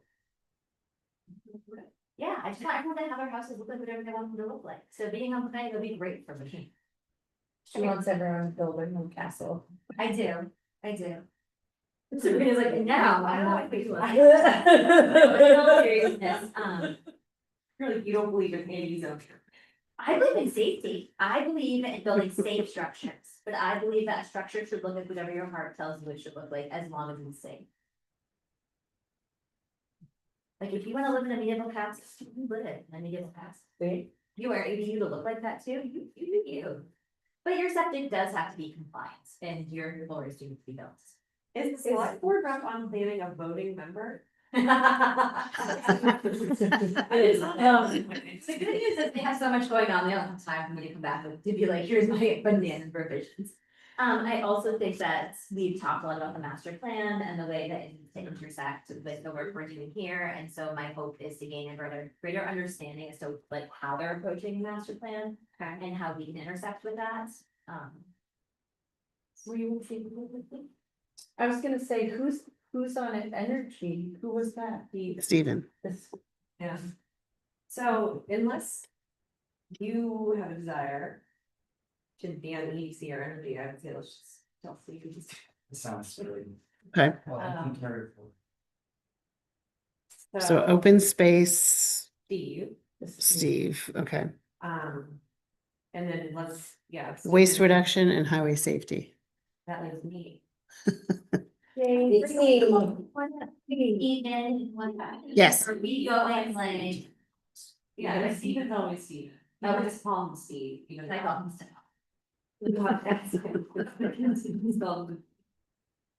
But I believe people shorten it against his will. I think it's Steven. so Sabrina, your waste reduction and highway safety? Yes. Okay. Are you sure I'm not taking planning away from you and you're gonna like visit? Okay. Making sure. And so this is not to be, I mean, they do meet. I had trouble making their meeting when I was on it, so we can obviously, this is the dynamic. This is something. I was gonna say, I will let you know in 3 months if I have struggled and or I will see about attending the occasional meeting remotely, just to balance. Yeah, but I do agree, I think it does make sense for you, since you are so knowledgeable on housing. Yeah, I'm not knowledgeable on housing. A lot of questions in the housing committee humors me. I don't wanna give anyone. Okay. We- Okay, so Sorry, do we not currently have any members on the roads committee? Or how do you say- So it has been me, and. No, I meant, sorry, any actual roads that exist. Cause it used to exist as the roads committee, but now it's. I know. So what happened was, it must have been, it was probably 5 years ago, maybe 4 years ago. Roads hadn't met, and so we were like, let's revamp it as a highway safety committee, so that's really what it's about. And then for like 2 years, I tried to get a meeting with, I think it was Dan Blanchett and TJ and maybe 1 or 2 other people, and I think we had one person interested from the outside world, and it just did not happen, because, and I'm not placing blame, it's probably my fault that we never actually met, so I'll blame myself, but we have not met. But I do think it is important because, for example, the McLean situation would be a great thing for our committee to like focus on, and if we had TJ and Dan and. I can't remember if there's. possibly the fire chief too. Yeah, I think that's right, and I think. He's EMD too. Said, and then we've never had a meeting. Yeah. So we really do, all joking aside, need to make this happen. I'm dedicated to that. So it has a charter and like expectations for who would be on it and stuff like that, Tomorrow. somewhere. Tomorrow. Yeah. I think it had a mission. I don't mind doing that. Doing highway safety. Yeah. Then you can really dig in to what we said about going. I mean, yeah, actually, Well- I feel like a failure that I have not made it happen, and so you can find me. Based on the historic previous members and departments. It might be better for them schedule wise to meet during the day. We can do- True, You can find times that work best. that's true. Yeah, if you don't mind leaving that on, I feel like that, but it's okay. Goodbye to your Thursdays off. Tuesday. Oh, Yeah. It's okay. Okay. Thank you, Steve. Yeah. Okay. All right, so I will let associated committee, well, no change for most of them, but I will let yeah, let the others know what the changes are. For the actual appointment to committees, if I remember correctly, you and Beverly were going through and documenting opening vacancies. Yep. Is there a document? Yep, actually, this was what was at town meeting. We had a table there, we had one person pick up something for the planning board. Cemetery trustees, I'm not sure where they are, but I believe they have one vacancy, if not two. I think it's just one at this point. Community and Economic Development have two. Conservation Commission has two vacancies, but they're alternate positions. Energy Committee now has one, plus they also had an alternate that they wanted to try to fill. Housing has one, again, this is as of town meeting, and the Recreation Committee has 5. Now, is this before or after reappointments? This is as of right now. So without even touching the reappointments? So I have not reached out. I started to compose an email to just like blast out to folks. And then I thought, well, if we're going to change, rather than asking the individual, Neil's language of your term is expiring, do you want to be reappointed? Are we inserting another step in there where we ask them if they're interested in being reappointed? Yes. Okay. Is to, and anyone corrects me here, but next step is to send that email and ask if they are interested in being considered for reappointment. Okay. And then simultaneously, to reach out to the chairs, assuming that none of the chairs are the ones who are up for reappointment. And inquire as to any feedback as to the composition of their committees. Maybe what can come out of that is they could either say something like, hey, actually, so-and-so's up for reappointment, they haven't been attending, or they haven't been participating. Or they might say, hey, things are going great, but actually we're missing XYZ thing, and we wouldn't have known if we didn't pause that. And then with that information, we can look at the list at the next meeting and either reappoint. I actually, sorry, something about that, I do think it'd be good to ask all the chairs about attendance in general and ask how attendance is going. Like, hey, we're going through the reappointment process, and so we'll be looking at reappointments within your committee, but in general, how is attendance?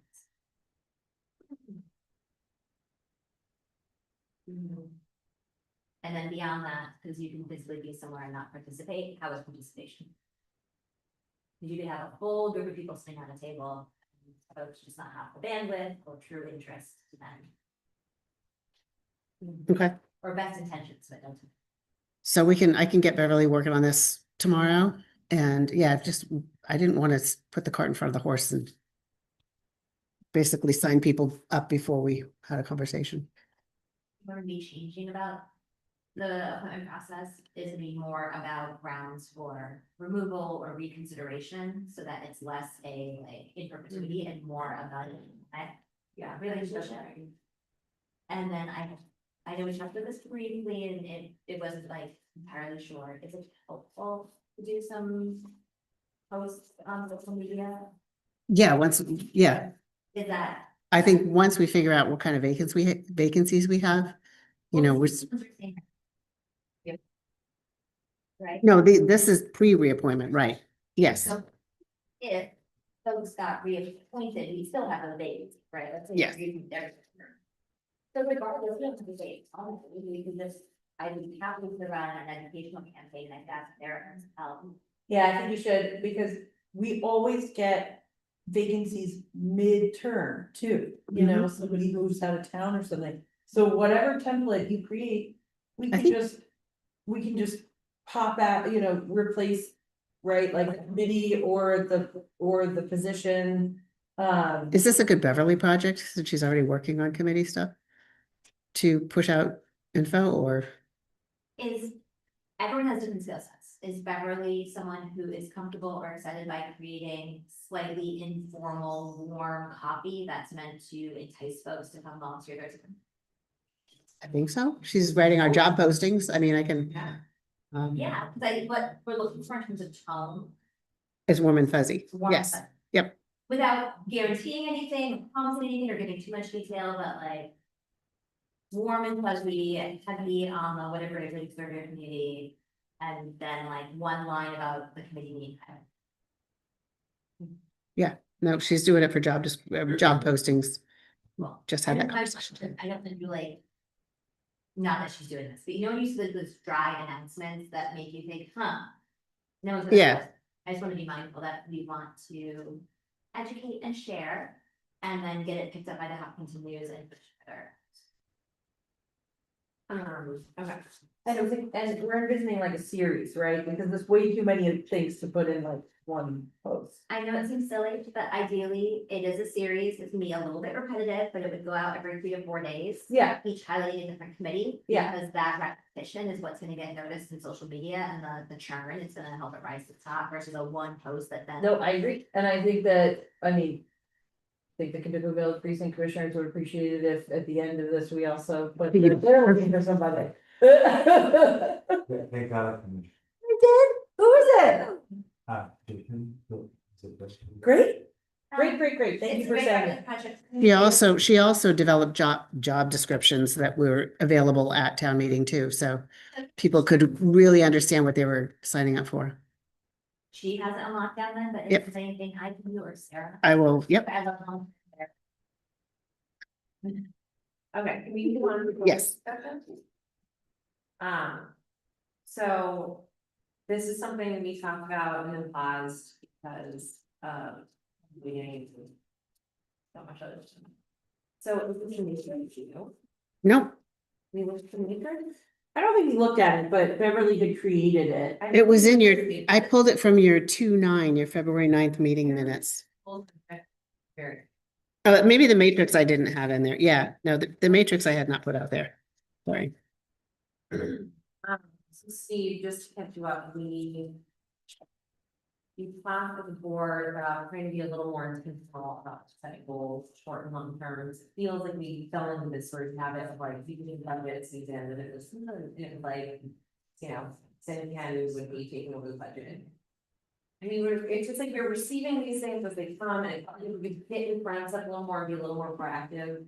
And like, you know, there's certain things like new members coming on, realize like overhauling the website to more user friendly, or like revisiting the committee process, for example. And so we came up with an idea of like trying to set short and long term goals, and Beverly very helpfully put them into this helpful table, and now this matrix. But we haven't had like a full discussion, I'd say. We like sort of, well, you both did very helpful too. That it just started with the basis. I think did I put that in there too? You did. Yeah. That was from last fall. So that's how we got here. Governance and strategic directions that we put together and priorities. So. How would you all like to keep moving forward with this discussion?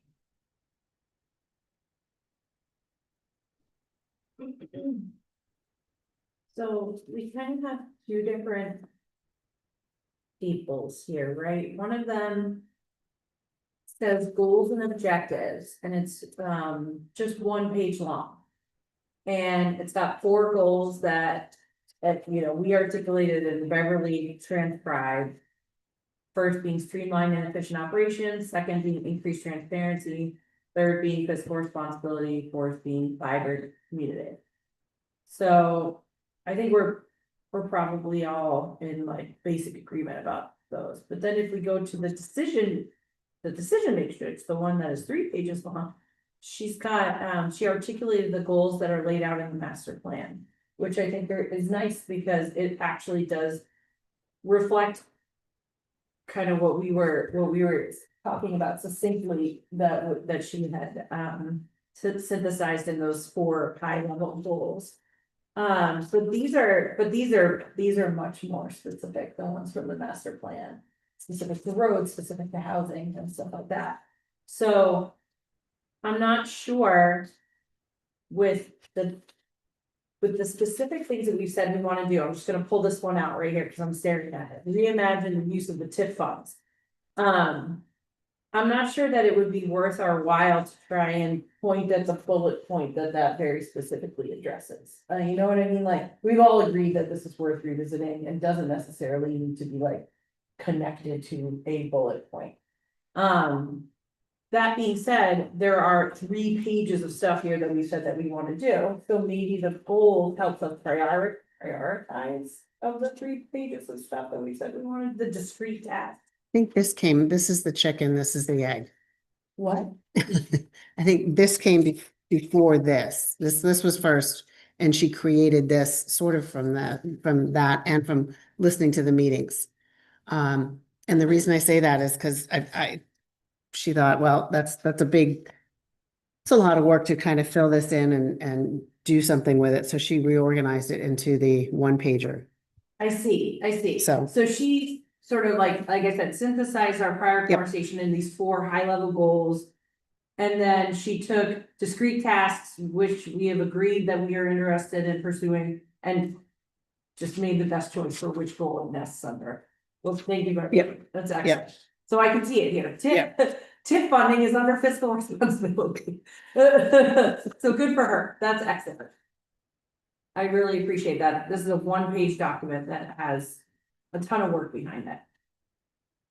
So the one with blue at the top is the newer one. Right. I mean, I'm a firm believer that work moves forward by 1 or 2 individuals sitting down and hammering it out and then bringing it to a committee to discuss, evolve, change entirely, but you have to start with something. You don't start in committee with it. It starts elsewhere. And so I think it would be worth Divvying it up. going through this and understanding what is the town staff to do, and we want to ask the staff to make it a priority. And what is the town not staffed to do, and or select board members uniquely positioned to move it forward. With one of the defining factors being, if it is a reoccurring body of work, it needs to find a home in town hall. If it's a one-off project, that it's a one and done, and when it's done, then it can live within a select board, so I'm just mindful that we don't want to create work that lives with a person that may or may not be in seats in a year, 2 years, 3 years. That makes sense? And where's the expertise too? Where's the, the subject knowledge? But that at the same time, everyone in town hall has a job, and their job is built to be full. And so how do we use our unique skills and interests to supplement the work they're doing? So that it can move forward in a timely fashion without taking away from the day.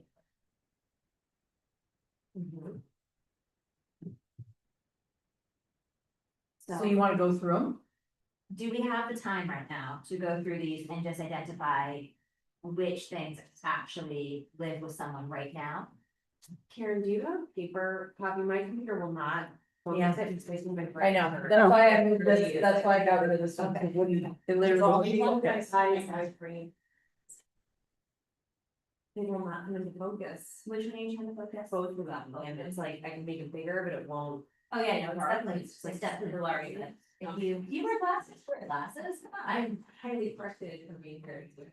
Oh, it says you can show glasses. It's just I'm blurry. Well, I am, but not up close. I actually read very well up close, and this is not. It's like, I can't. Oh, Thanks. Save your eyes. You. And now you have something you can write on too. Yeah, Oh, wait, we have the matrix or? Oh, you want the matrix too? so, I don't, I mean, this is the same thing as that. You can do it, yeah. Thank you. yeah, this is Same It's fine, thing. Karen, you have to do Okay. it. Karen, I like this one because it's 1 page and not 3. Okay, yeah, no worries. Sorry. Okay, so Okay. what I'd like to do first is regardless of whether they have resigned or not, it's just identify which staff members or departments would which of these projects.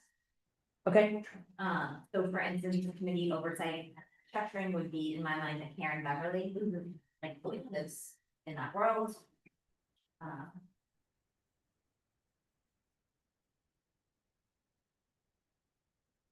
Karen H. Yes. Keep going, Melissa. Yeah, no, I was just looking at implementation. Enterprise projects that are updated, non-feasible, or feasible. think- Interestingly, I actually believe this is a little bit of a select board brain dump. Second one, the implementation, because it seems to be things that just kind of sneak out of nowhere, and we're like, oh yeah, we said we were gonna do that. Well, I think, George's Park and maybe the Houston Barn were kind of like, these are things we keep talking about and they keep slipping, or, Yeah. But I'm wondering what other Houston barns are out there, projects are going full steam ahead, kind of, sort of, but without, Houston Barn, yeah. Georgia Park. So- Riverway. All the public space / public art situations. So the whole vibrant community section. Basically, yeah.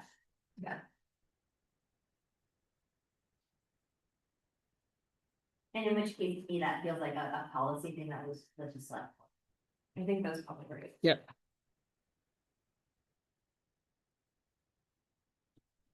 Transfer station being implementation, to me, that was with Dan, and we're just checking in on it.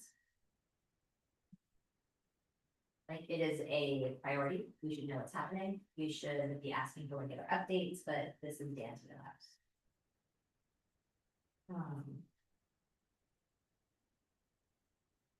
Staff supports, that is, it's. Me. Karen, and then us also asking. Right? Yep. We don't ask, we don't know. yeah, funny, I just had that conversation with a staff member this week. I'm like, why didn't you ask for help?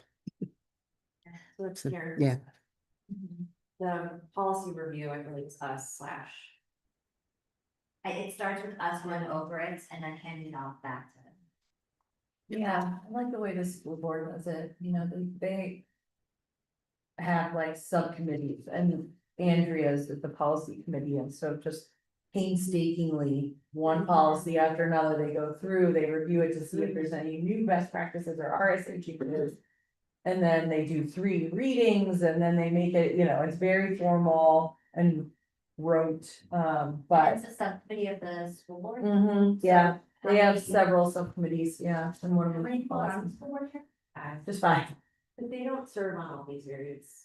I know, sorry, I was like, how are there subcommittees too? Yeah. 2 people and the superintendent, I don't know. Sorry, Great. I'm sorry, my brain was just trying to process that, sorry to anyone on the school board, but just trying to think, okay, boards and committees. We're doing this right now. Yeah, I think it's something where we are deciding and then it gets implemented by.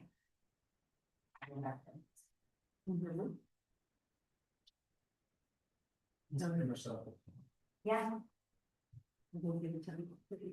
I say, welcome to Liz, her hopes, her dreams. She accomplished anything for 3 years, let it be some of the things on this list. Where are we?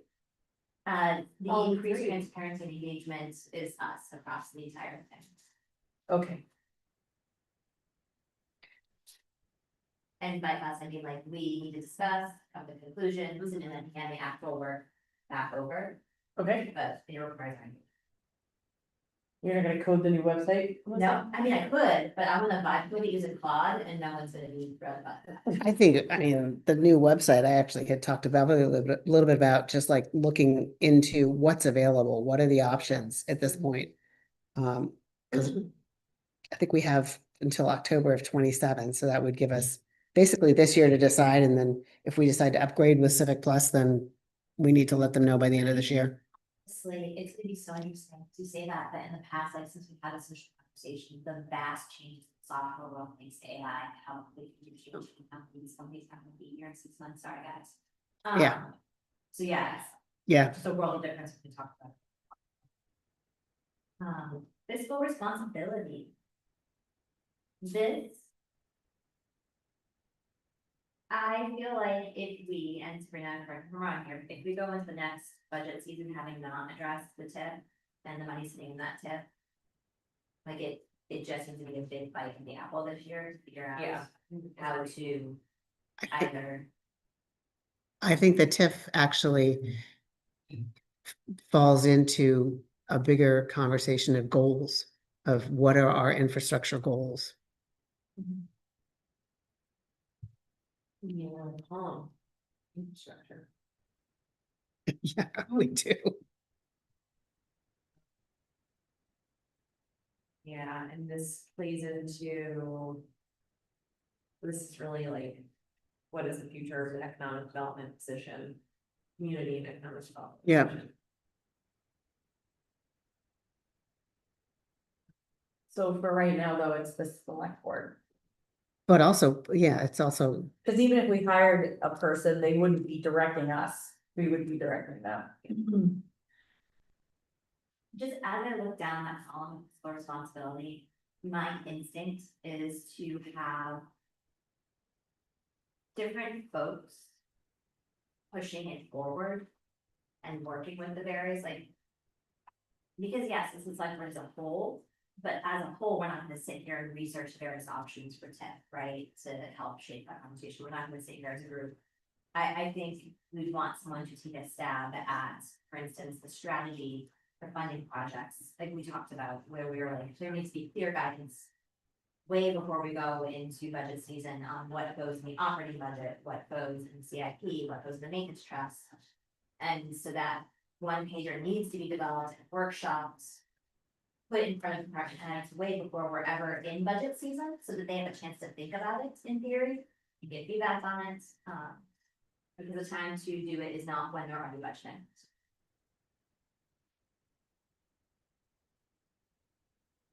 Beverly works in, she was working in city planning. Yeah. She would be someone to ask if she's come across. oh, she and I have conversations about this stuff all the time, and she is a fabulous resource. One pager tip and how to send it. Oh, she has some ideas on what we need to do with our TIF. The first of which is, there are certain, they're supposed to have like a board that oversees it, and I don't think we've ever had the board. It's kind of been de facto the Economic Development Committee, but there are very specific Mandated people, yeah. jobs tasks that group does. And that's her first thing is we need to sit down, we need to figure out what we're supposed to be doing per the RSA and what we're not doing, and put that stuff in place. And so. Does Beverly have capacity in the next? Yes, she does. She says she's looking for projects. Okay. She's got some grants that are wrapping up, and she's got some time coming up. So looking at Yep. column number, row number, excuse me, 3, fiscal responsibility. Starting with the TIF, would she be able to do a memo? Yep. Just as you were saying, like, what are the best practices that exist? Where have we fallen short? But then I also would love to get some additional information on these steps and processes for changing a TIF. Yep. So like, not just like an audit of what we should be doing, but then if we wanted to, like, how could we? Pause it, change it, cancel it. Right. Town meeting. Like, I see it in Yeah. writing, so that we can, and then, if we were to change it and we were to release funds from it, what are we, where do those funds go? What do we Yeah. allowed to do with it? Would we like, all this stuff? Well, if you Yeah. release the funds, you can do whatever you want with them, I think. I mean, you basically are turning them back to general fund. But So, a lot of hypotheticals, and if Beverly could Yep. narrow it down to what the options we're actually allowed to pursue, that would be so great. okay.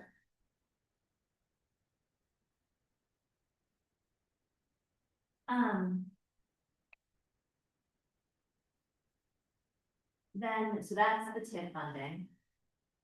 But when it comes to the budget improvement and donation policies. Do you or Kelly? Have a strong opinion or thoughts? I'm thinking like, particularly, I know Kelly has had a lot of experience and has come to us a lot to talk about accounting for donations. And so I am curious about getting more information from her about. Yeah. She's maxed out. She is really maxed out. We've actually we had budgeted some money for a helper for her, and we're actually talking about starting to put a little job description to that, so we can get her some help. But yes, she definitely should be consulted with that. So it seems like budget improvement in that. For now, yeah. Budget improvement, I have an idea of how I kind of like to approach our CIP this year with a little more information on our equipment and our projects. Would you like to come in with ideas about improving Yes, No. I'd love to. other budget issues?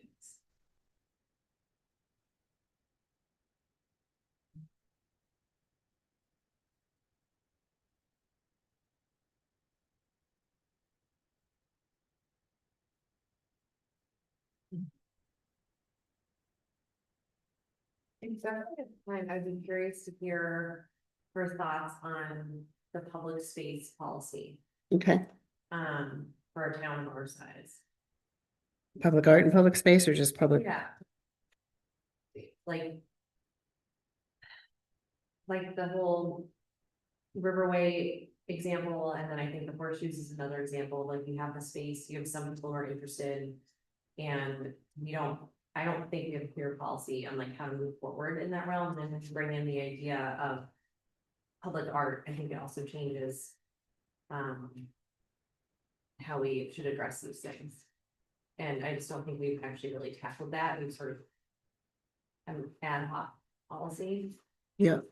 And so I just would be curious to hear like if she has time to pull like other towns. I was gonna say, Yeah. that's what Beverly's great at, is She's a great- synthesizing best practices from reputable municipalities.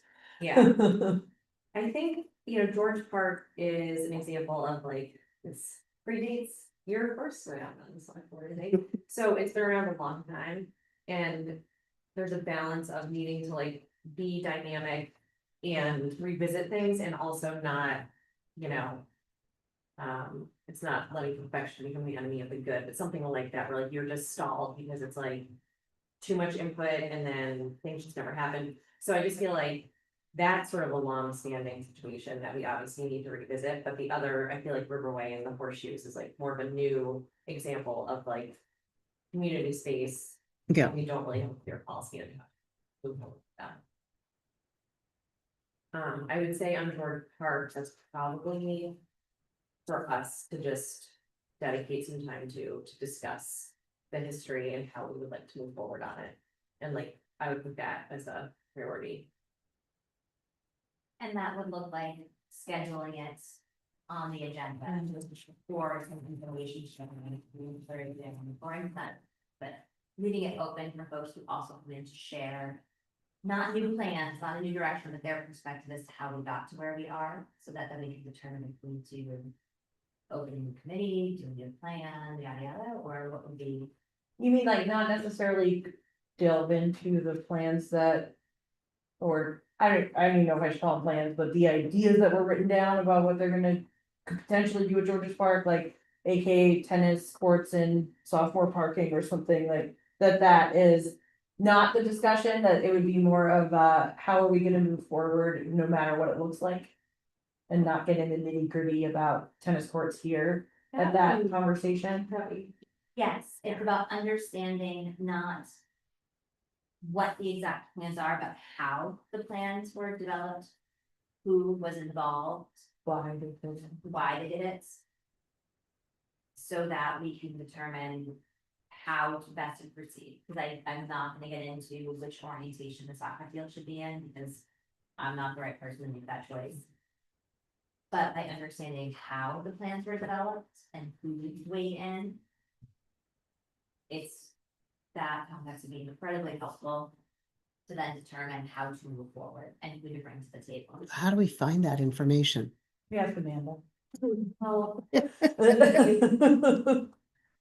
I think we invite people from the original committee to send you notes, Karen. And to Not, come- and not come quote testify, I don't want a bunch of people up here, like. It's rather like, could folks, if they have a moment and they are so inclined, send a short narration as to what their involvement was in the initial. Plan and why they were passionate about it. Letting them know that if they have additional notes about the actual plan itself, they're welcome to include Yeah. that, that's not the point of the conversation. And if you can drop those into the folder, we can read through them Yeah. and catch up to how we got here. I mean, I think I can probably do that, but I don't want to create any extra work for Paula and Dan Blanchett and anyone else who is involved as new colleagues. I feel like they don't need to come and like rehash stuff, so. Yeah, it's a little sensitive for some folks too, so. Is I've heard the refrain over and over again that the plans we're working off of aren't actual plans. And so I'm like, there's narration in this that I'm like, actually, I do need to hear from staff, like, how were we going to use the plans we had on file? Like, what, That was the same. They, like, staff was involved to the extent there was like a presentation, but then it was the select board at that time, which I think was 2017 or 18, that made the decision to like adopt it and move forward. right, but then how was Dan going to execute on it? Like, great, we approved it, the body at the time approved it. And he had these plans, but how was he going to, like, did he feel he had what he needed to actually execute on it in a timely fashion? Did, like, there's more there to be like, hey, do we actually set you up for success in this process? Cause if we're gonna revisit this, and I need to know, did the staff have what they need to actually move forward? Or like, Was it a priority to move forward? I mean, that's what has their experience? with everything else, yeah. Settling on the plan, execution of the plan. It just feels very like, it doesn't feel soft. Fair. So I don't wanna make a lot of extra work for Dan, but as like just knowing, hey, did you have what you needed to actually move forward on this? Were these plans solid enough? If we said we weren't changing a single thing, and we're just going forward, like, have we actually given you enough to do that? No, right, because it's not in the CIP, none of the stuff in the plan in the CIP, so no. It's in the CIP, but it's bumped up in years. The $2 million track is in the CIP. It is like Mm. 2040. 2043 or something like that. I didn't know that. Yeah, and so like the money portion aside, and also money is very important, but I'm like, do you actually even have the plans you need, like? So I hear this refrain that these aren't actual engineering plans, so we still need to get those, and that's me, it has a dollar sign associated to it, so I'm just curious.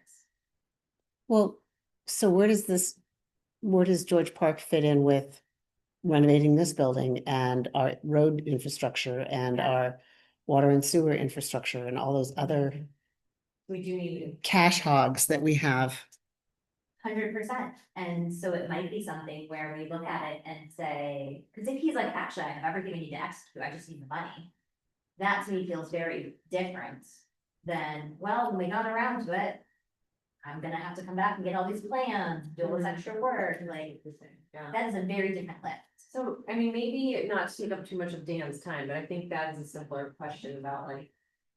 When we sort of moved forward with putting this in the CIP and with this plan around 2018, I don't know, I think it probably was Dan who was like tasked with this, and so just. My hunch is that we did not give him what he needed, but I'm curious to hear if it's something you can easily answer. We don't want to drag people back into this discussion. I think it's important to hear from them, but what I might propose is that we have a George Park agenda item. And we need to like really drill down as a board on, I mean, I can share some of the history, you can share some of it, Steve and Ken. And then people who have thoughts on how we should change things moving forward would be welcome to show up to that, but that, to my opinion, that would be like the beginning of what is a much more involved discussion about George Park. And I do think it's part of a bigger discussion around town infrastructure, which I think we need to have. But I'm also, Yes. as you were saying that, and that Karen rightly pointed that out, it makes me wonder before we spend lots of time in the air on George Park. Pulling up on the list of infrastructure projects and saying which ones we're sticking with and which ones we are putting on ice and being frank about that, so doing what we can. Because there's only so many things we can get done. And So many tax dollars. Also, just to be clear, the track has a line item in the CIP, but no money. Yeah. How far out does the CIP go? Just 2035, but the one in the town report on the can. Yeah, but I think they're for. Yours goes out 30 years, something like that, Okay, yeah. okay. So yes, in the town report. So maybe, I think we should come up with a list of priorities in the infrastructure realm. I'd include Houston Barn in that. Yep. So I was thinking that you're like things to evaluate, not. Yeah. No, I think like what you just said, like we need to go through. Like town hall will be in there. Any other buildings that Yeah, are, and you all know, town buildings. I feel like this is number one in column 3, right? Review expendable trust tips and CIP to maximize use of limited funds. I mean, if this is all in the CIP. but I don't think it is. That's where I'm coming from, is I'm not sure that all of this is accounted for in there. Oh, I'm sure it's not. I'm just saying that's where it should live, so maybe Yes. this is. Okay. This is the item where Yeah, it could get sure, sure. tucked in, Yeah. yeah, we Okay. could just. So that is for us to discuss. With perhaps if you have a chance to chat with Dan about George Park, maybe Yep. get his thoughts on. I'm sure we're missing things, but his thoughts on town infrastructure issues. Transfer station plays into that. Yep, How much money was it again? 1.6. And we need 20 million for roads? Wow, that was like 3 years ago. Yeah, but you said- Thanks, Alice. So, we said we were like basically writing either a staff member or the select board next to all of these. So what did we write next to Riverway Park and what did we write next to donation policies? I wrote Kelly next to donation Oh, I policy. think Kelly was unavailable. I think She's- she's word slash input from Kelly. Yeah, I think she can On help guide us. I had Beverly sort of checking in on. Oh, yeah, public space Public including space. Yeah. Riverway. Okay, Yeah. right. Because I do think setting up a public art policy is needed and is a lower lift than determining the Riverway art direction. But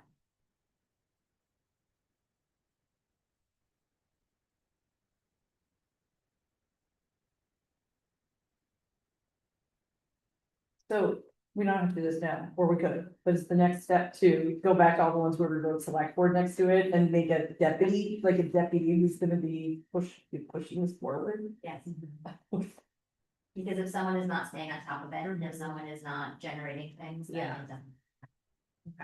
So can I just like put that, I think Steven should do public policy reviews? I was gonna say I'm happy to do that. Okay, either one of the attorneys, I think it's still appropriate. But I have a real interest in that one, because I feel like we've got a mishmash, and we have some that we don't even know about, some that have been updated in a long time, and so I'm happy to be the public policy.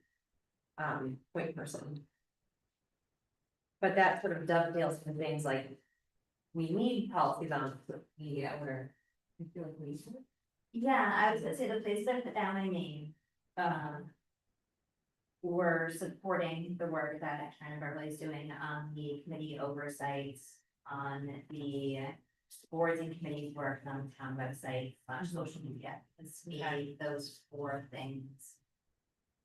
When I talk about the committee so much, I'm not actually necessarily talking about the way in which the committees are functioning themselves, so that is a bigger matter. It is how we as a community access information about the communities to even begin a basic engagement with them, which starts with our website and our social media, but and having to support on those things. Okay. So your website, social media, And boards and committees, right? Yeah. Okay. Strategic governance. that is kind of like a. I feel like that's a little bit of like a philosophical discussion for us. For the select board. Yeah, Just, that'd be a tough one to tell in one, but yeah. So maybe we just put a pin, like, let's circle that, because like that was something that somebody flagged for me, and I thought it was interesting sometimes use it, but it is sort of like a master plan type thing. It's almost like what we're doing is sort of under the umbrella of strategic governance. Yeah.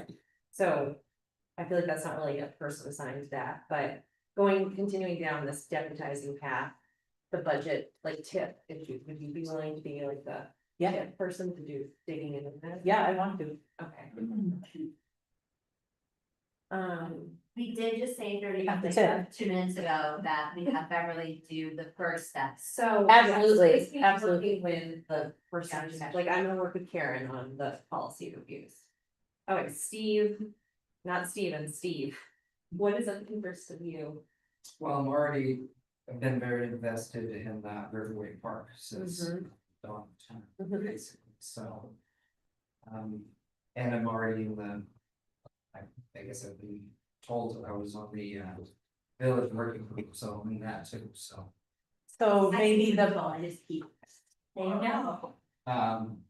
Linda, I respect you. so like the whole right Well, I was column. gonna say, like, I'm. Yeah. I think there's a lot of overlap, because like. Well, there's- especially George Park, 'cause Well, it was, yeah, it's been done twice already. that was a like really wrong. But yeah, perhaps if you are the point person on working with Beverly on like sort of the Riverway and public. art Public thing, I'm space, happy public to- art. That's fine, since I've also got my own thing in up there, in the loops and all that, so. Oh, It does, absolutely it does, that's right. And then Steven. Everything else. I think So can we have Stephen work with Kelly? Oh, opportunity fun, I like He that. was That's good. pretty He was involved, yeah, activated about it. yeah, I think that's a good one, and it's very specific. Can I just read down the list? Yep, Mhm. Top to bottom, left to right. Committee oversight, Karen and Beverly. Melissa helping out. Plan implementation. It's the select board as a whole because it ties to a whole bunch of other things. Mhm. Transfer station, Dan W, staff support, Karen H. Public policy review, select board led by Sabrina. Boards and committees, select board. Implementation by Karen, Beverly, Melissa doing some delay work. Changing town websites and social media. Strategic governance, select board. Funding strategies and programs. Beverly's gonna put together a memo. TID funding, Beverly's gonna put together a memo. Nikki's going to then bring it and keep pushing the select board on it. Budget improvements, Karen said she had ideas. And so I'll work with Karen on that too. and then donation, Stephen and Kelly. And then public art / Riverway, Steve, George Park. Obviously recognizing, George Park, for me, And the, plus Steve, plus everyone. and the board, yeah, I had the board in it. someone is keeping their eyes on it.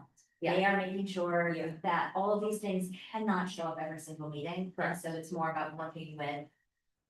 Karen to find the appropriate time, the appropriate meeting based on the urgency of everything else happening to keep the conversation moving forward. Yes. So, Recognizing that our goal is to supplement the work happening at town hall, and most of this gets handed back to them, so how do we make their lives easier? mhm. Should we set a goal for the goals, where we like. At least think about, maybe we for a little bit of plan, or we touch base with whomever it is, Beverly or Karen or whatever, to get started, and at least come up with like. A plan moving forward. Maybe we should put another agenda item like board committee updates, board goal updates. You know what I mean, where if you say status quo, nothing has changed, that's fine. Yeah. But if something happened, we have an opportunity to mention it. Now, in the 3-page version of the matrix, it does have an implementation timeline, Mhm. short term 3 to 6 months, medium term.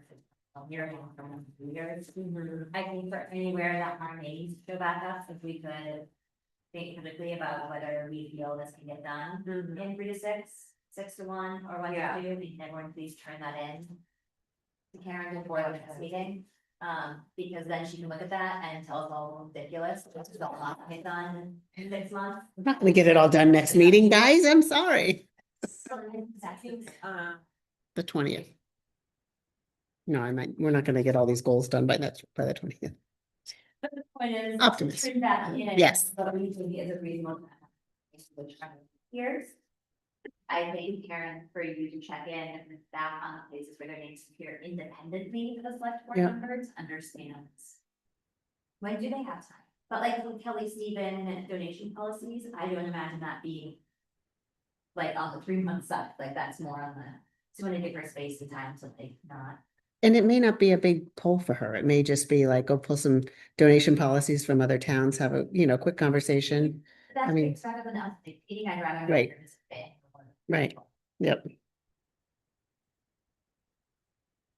This is very helpful individual persons that needed this. I need, yeah, for Elizabeth. Okay, so everyone good with where we are right now? Making progress? Not trying to boil the ocean.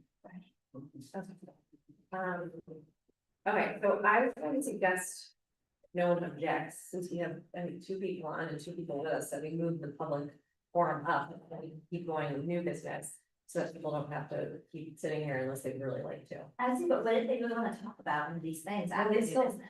Okay. can well, hang- they can hang. Too, people, I don't know, do people who are with us care? Would you rather us bump public comment so you could comment and then get out, or wait for us to discuss these 5 items, 5 items on new business? This is your chance. I'm fine with. I can say what I have to say and get out. I'm getting over, but I'm happy to listen to your lovely voices for the rest of the evening. That's what you're getting. That's what I did. You know, it is why I'm getting one of them to this, I can listen to you. Okay. So if you would like to come up with comment, then we would have. I may give you the consideration. Oh, yes. Do we see anyone online wants to say anything? Yes. Anyone I on don't that? rather really work on one, but that's Yep. okay. Cause this is gonna be out there for the rest of my life. There's Bonnie had something she wanted to say. Hi, Bonnie. Do you have? I think I'm unmuted, She is not coming through. not coming through. Am I with you now? I can hear you, but I can't hear you. I don't know how to. You maximize the volume. The bottom blue. Audio. This one? Yeah, is that I don't know helpful? if this, it's coming through the speakers on this thing. Try again, Bonnie. Hello, testing, 1, 2, 3. That's better. Okay. I would like to ask about the select board liaisons to committees. And I'm not clear on what the purpose is of that, or what the role is of the select board member when they are assigned to a committee. Can you speak to that at all? I think my take on it just generally is that it's a way to stay connected with the select board, and hopefully the person is helpful. And now we have agenda items where people report back to the select board on what's happening in the committees. On some committees, they are voting members, like on planning board. Actually, I think on each one where there's votes, the select board member gets to vote. Do others want to add to that? That's just like a little take. That's a good question. I never really thought about, expectations beyond report back to the board and be a go-between if there's questions. But I've also viewed it as like, I mean, you're like also an actual voice on the board too, like I. Like a working member of the Yeah, committee. yeah, I've always viewed it as that you're not just like a silent messenger. Is that helpful, Bonnie? Yeah, it is. We haven't had very good luck with that in the past, and that, I think that's exactly what we would hope for is, well, I guess the Waste Reduction Committee, you will be our new person, Sabrina, so. It's true, and I'm gonna do my best to be actively involved. So I think we look for somebody to be a conduit to bring things to the select board that are of concern to our committee. So that Yeah. sounds good. Thank you. Thanks, Bonnie. Would you like to come back up?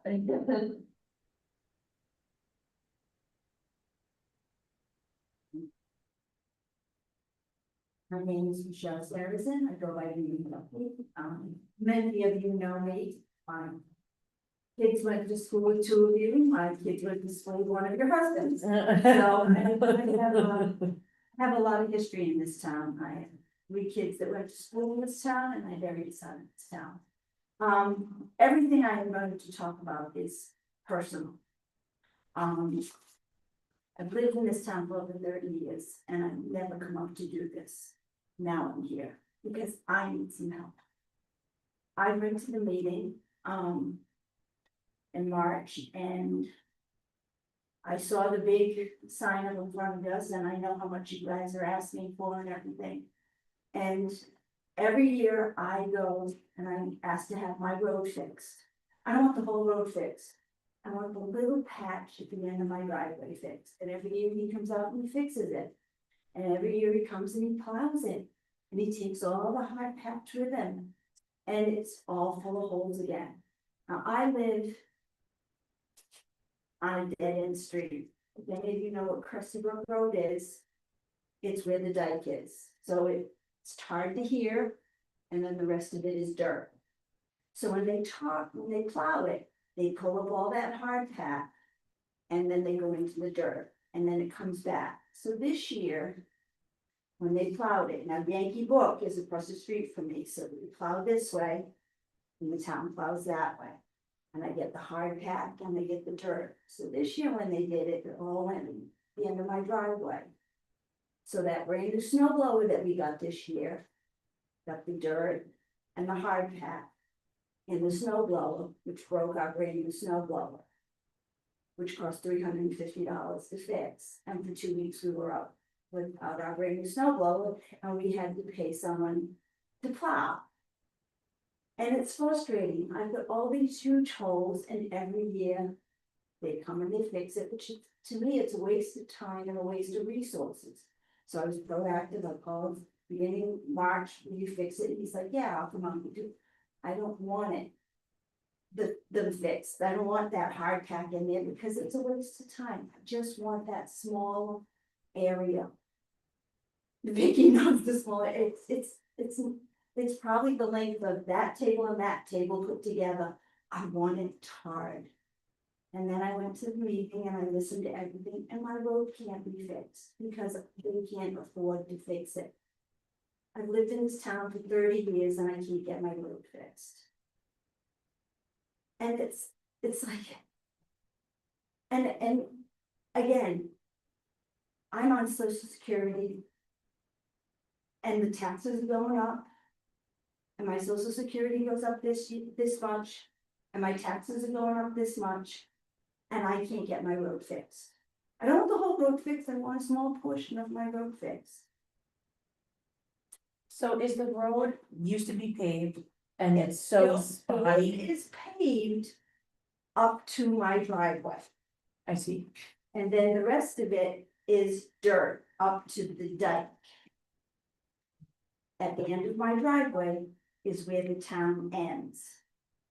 Where it's dirt is Army Corps of Engineers. Oh, So when I have, like, it depends on how I want to complain. Now, here is my other upset, because there's a sign at the end of the street, the dead end. Because there's a sign on my street that says it's a dead end, and it says open, daylight hours only. So please tell me why there are cars going down my street at 10:30 at night.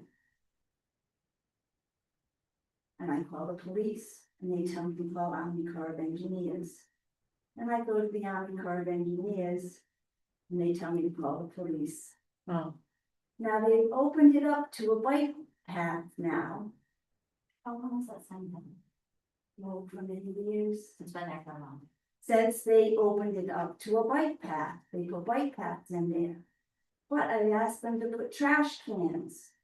They made it a park, but now they won't clean it up. But they have the other, but see, it is actually part of Elm Brook. Who's They they? have the Who's they? Army Corps of Army Corps, Engineers. okay. They maintain the other part, but they won't maintain that. I've asked for trash cans, I asked for the little doggy bags, because people don't clean up after their dogs. They made it a park, but now they won't follow through. The police do drive through once a night, oh, yeah, but I've had my house broken into. got it. But at 10:30 at night, I don't want the cars driving down. It's a dead end street. We don't have a reason for the cars to be going down 10:30 at night. Can we put a gate up? Can we do something? I'm looking for help. I'm not trying to see. 75 Crescent Brook Road, I'm the last house, I'm the only house down there, I'm across from Yankee Brook Road. I'm on the other side. I asked the head of I'm right, sorry, I'm nervous. That's what I asked him to put speed bumps in, the rubber ones, my daughter-in-law has them in those stuff, so cool. He said no, because they would put holes in the tile, for them to take them out. Have you looked at my road? Do you think the holes are really gonna make a difference? Does Yankee Book use your road at all? No, they used to, No, because there's a gate there. right, they put their own gate. The gate, it only comes up in the winter for plowing. I'm staying visual. And it's lovely, come back, Yeah.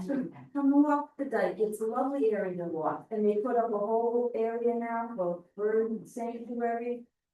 Lovely, but it gets snowy too. When the town plows, they go past your driveway, or do they turn around? Right, and Yankee Book pulls it this way. Yeah. And the town pulls it this way, oh, the end of my driveway is all around. Is it? Probably don't have. So the dirt gets pulled this way, the mud gets pulled this way. So there's no real turn, the town does not have. It's used for. You point it. So I wanna go back to what you're asking, because I know you said about like the budget and town can't afford it. My hunch is that. This has a lot to do with the fact that we no longer control where it comes Army Corps of Engineer. And so I wanna make sure I'm clear. Are you saying you'd like the town to fix the pavement part that's at the end of your driveway, or you're saying? It's from, it's a little bit past my driveway to probably the wall. May I show you something just so you can, Sabrina is just looking at the same image that I. Do want to make sure we're visualizing and fully understand that haven't stood up in 2 hours, man. And knows it, Yeah. that's it. And so we're looking at this, and is this your driveway No, or is no, this your driveway? neither one. Neither. I'm on this side. That's me. That's you. Yeah, that's me. Okay. So it's all this. It's Yeah, all yeah. this, Yeah.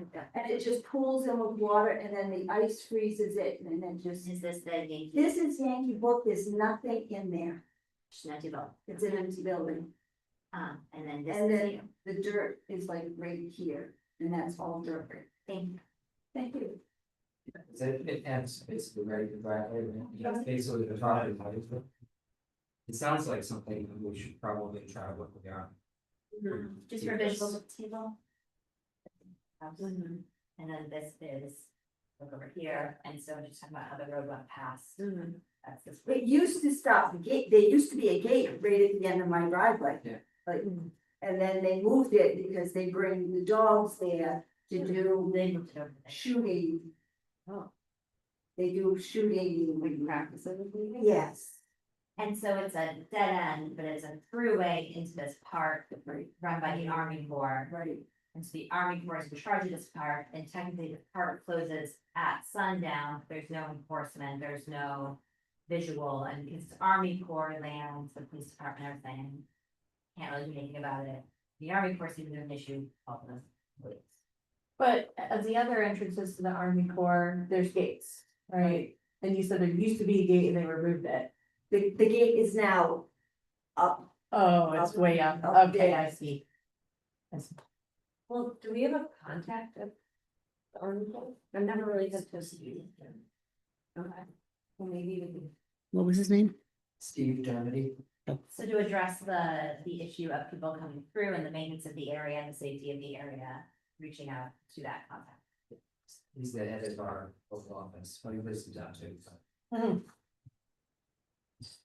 Okay, and then in terms of the physical nature of the road.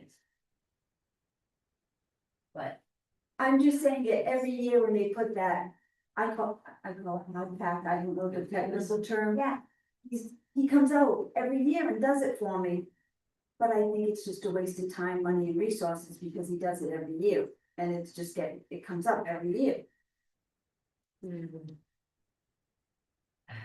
And I don't know if it's runoff from Yankee, I'm not blaming them.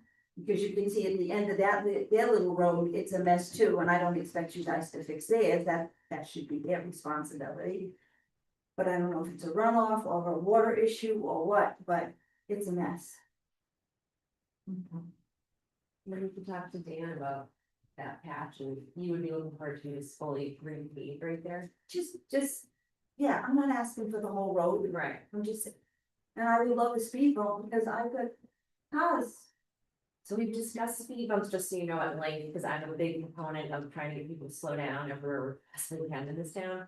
And, they have been presented as sort of like, it's a challenge, because you gotta take them up and down with plows. And so I don't know, in your situation, it might be different, just because it is a smaller distance, and it's not supposed to be a third street. So maybe they could put one in there, but I do know in other parts of town where we've thought about it or suggested it, it's. Oh, you could pull it up and leave it on the side of my. Yeah, So we can talk to Dan about possibilities. I would appreciate But that. I also wonder if some of, oh, sorry, Steve first. No, I was just gonna say that Army Corps definitely has them on other parts of their property, so they might be looking. Yeah, If they're open to helping this issue, then they would be a good resource for something like that, because, I mean, even our schools take. So, Well, good luck, guys, because I've knocked on their doors and I've had them out there and we've had lots of conversations, so hopefully you guys can get further than I am. I was gonna say, from a driver psychological perspective, it seems like you have a lot more road to go a lot faster on, even though it's transitioning from town road to dirt road. And so anything you can do, whether it's putting in a gate or putting a speed bump on their portion of the land, that slows down this idea that this is like a straightaway that you have space to. Well, that's what the kids, I think the kids think it's fun, like the kids go up there and, you know, it's dark and it's lonely and God, you know, I know exactly what they're doing up there, so I mean, cause I have the leftovers up there, so anyway. okay, well, we can definitely have some conversations and see what we can do, try to help you. I would appreciate it. Like I said, this was a personal thing, that's why, but anyway. My next thing, which is another personal one. The cemetery, I don't quite understand all of the cemetery, but I have been in touch with the cemetery board. There has been some vandalism out there this year. My son is on the last, have any of you heard? That he's on the last walkway. And somebody took black spray paint on the walkway and wrote no vandalism in big spray paint. So I called the board and had a conversation about it. And so she went out there and she couldn't find it. I said, well, it's raining. And then she walked down further and she did find it. She was going to report it to the police, and then I think she was gonna come up here. Did she talk? Yep, to she you came about in it? here.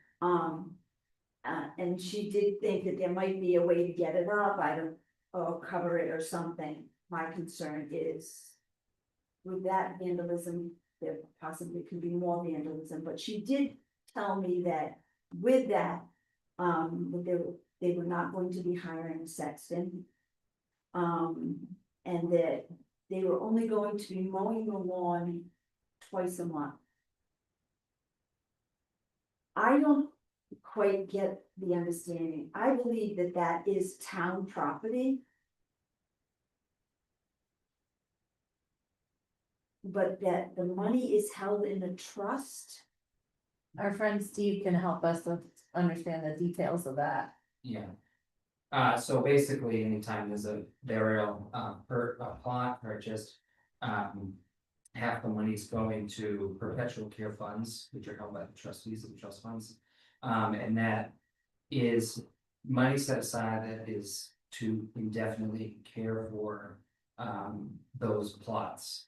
Now, mowing is not necessarily 100% what that money technically is for. But it has traditionally been used, or some of it has traditionally been used for that. The idea is really for repairs, and other such maintenance, for those individual. So when I purchased the plot, I was told that it would be maintained. Yes. Yes. So she went, well, last year the grass got really high, and they said, no, it wasn't last year, it was the year before, last year, it pretty much burnt to the ground, it was so dry. But 2 years ago, the grass was really, really high. And it wasn't being maintained well. I'm trying to be really nice with my words here, Stephen. I do not expect my son to be buried in a hayfield. And I don't expect it to look like a hayfield. There are many rules to that cemetery that are not being abided by, and I've had conversations with these women before.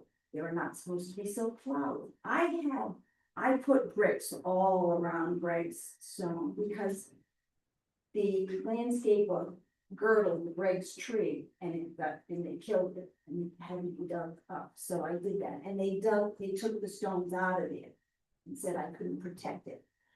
But yet there are pots out there, and there are things out there that aren't supposed to be there, and I've taken pictures and I've brought it to them. But yet now you're gonna tell me that the grass is gonna be mowed twice a month? Because she told me that not enough people are being buried out, these are her exact words, not enough people are being buried out there to support the cemetery. Those were her exact words to me. And then she asked me, did I buy it or did I get a right to bury it? Well, either way, it was purchased, so I mean. Yeah, I'm certainly not arguing, the fact that the grounds need to be maintained. And I believe, some money comes directly from the taxpayers as well to pay for, home services. I know it's very expensive, but, it's certainly something that needs to be taken care of. I've never been a cemetery of a trustee, so I don't know how they operate with regards to the maintenance schedule. I know they're balancing a lot of projects that need to be done as well, many of which are quite expensive, like tree.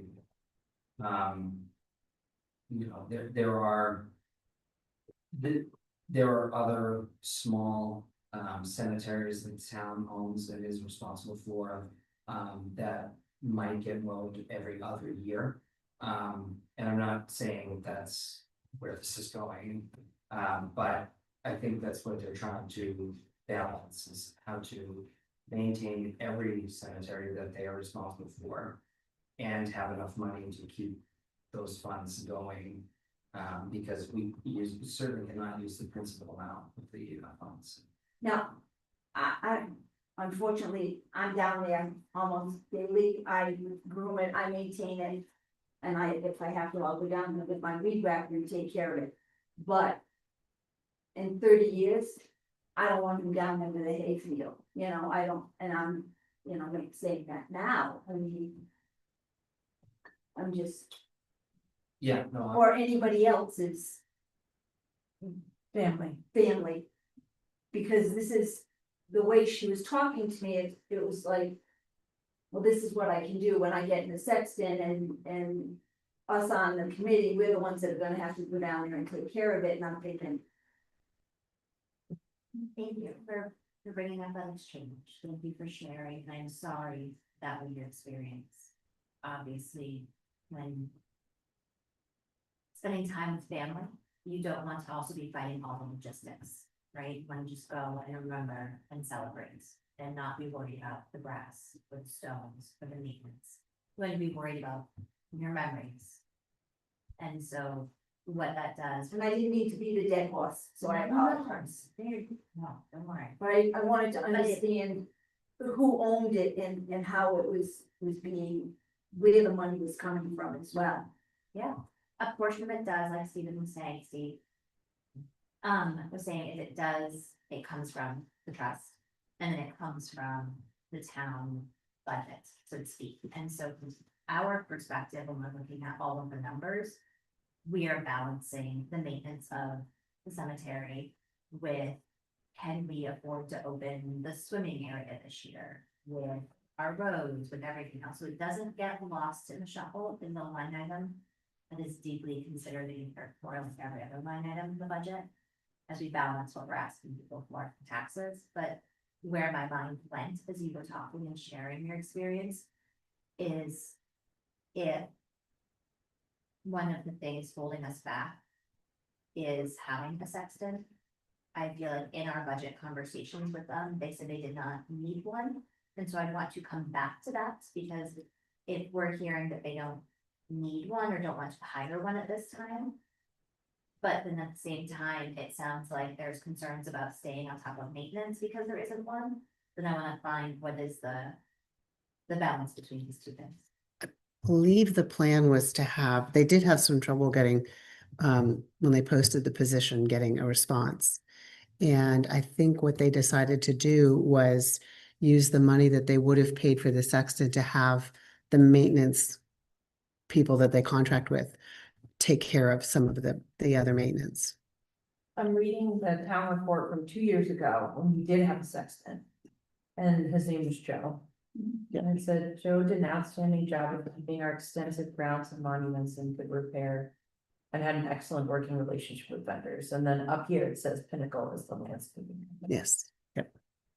So clearly, yeah, he had responsibility, physical plant responsibilities that, I guess, like you said, they're just hoping to outsource because they couldn't fill the position. Yeah. Maybe we can encourage them to repost it, try Boy again. Scouts. You know, Boy Scouts to do stuff, and anything like that, but I'm also concerned with the vandalism and that. Cause God forbid we start having somebody out there knocking over stones. Cause it does happen. Which ones, which ones are crazy? It's okay. The two cook right here, and they, actually today they just, I noticed they didn't take The chain out. down. No. But that was just, Maybe we could check in with TJ about that. I hadn't heard about it. Yeah, so when, after Lynn and I had talked, she was going to talk to, Dan Blanchett to see how we might remove it, or if we could skim coat, like your driveway sealer over that for that. Patrols, yeah. Yep, I can, Even like how often they go live instead They, yeah, or like they ever. Or do they go overnight, through? they leave, flash their light in and go. I Right. have no idea. I also do wonder. Are we allowed to put up cameras? Are we allowed to attach a camera? This is not right now, but just like to town hall, pointed at the cemetery, or we. yeah, So that's one thing where TJ's like, there's only so many hours in the day that we can be physically at the there's cemetery, only so many police too. right? So then how do we have another means for checking back when something happens, if something happens, to go back and say, okay, what can we catch or learn? And I'm not saying we do it in all of our cemeteries, I'm saying like, let's look at where we are having issues and start there and not. And so is there the camera we can attach? I know that when we were having issues out back here, they had a camera Yeah. somewhere. So, yeah, can we do that for the summer months, particularly when we're gonna see more movement, more people outside? And see where we're at in like August or September, if anything else has happened, if we have any concerns. And I would take heat off them, one less thing they have to do, right? And I appreciate that as well. I have one more question, and I'll leave you guys alone, and I apologize, grants. And I mentioned this to Vicky, the other day, when you had that great big sign up asking us and telling us all about the money.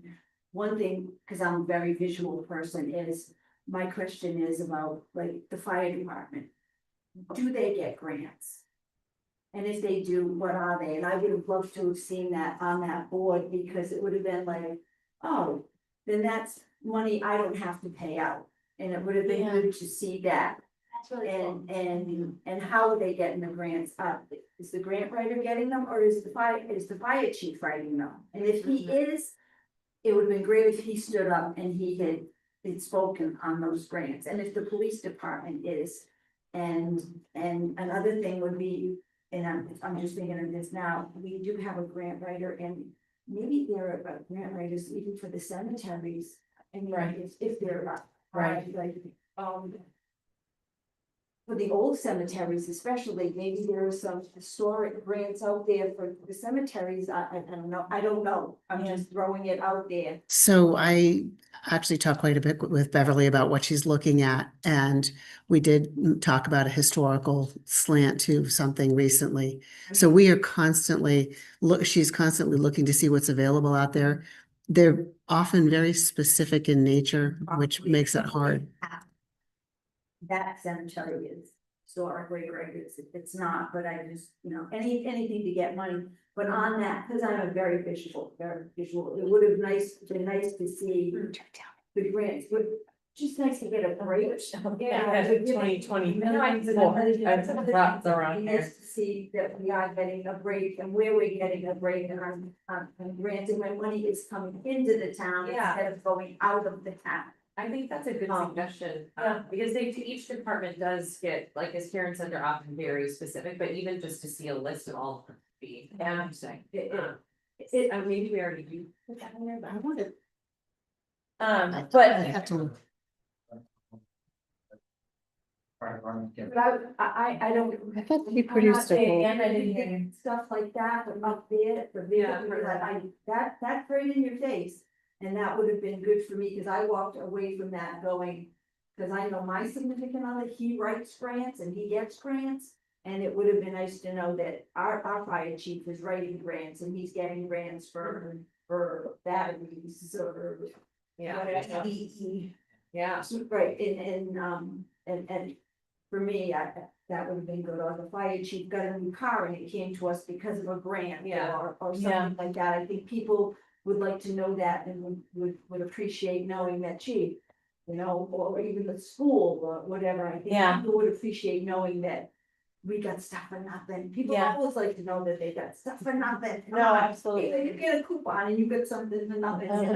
I like that suggestion, that's. Yeah. Note that for the budget presentation, that, yeah. I'll remind So you. Lauren and I have had so many extensive conversations about the true cost of doing business versus what this budget or that budget will show you, because there's, just to take the schools, for example, the PTA, the Hopkins Schools Foundation, there are all these other mechanisms that pay for certain parts of that experience that you don't see in the operating budget.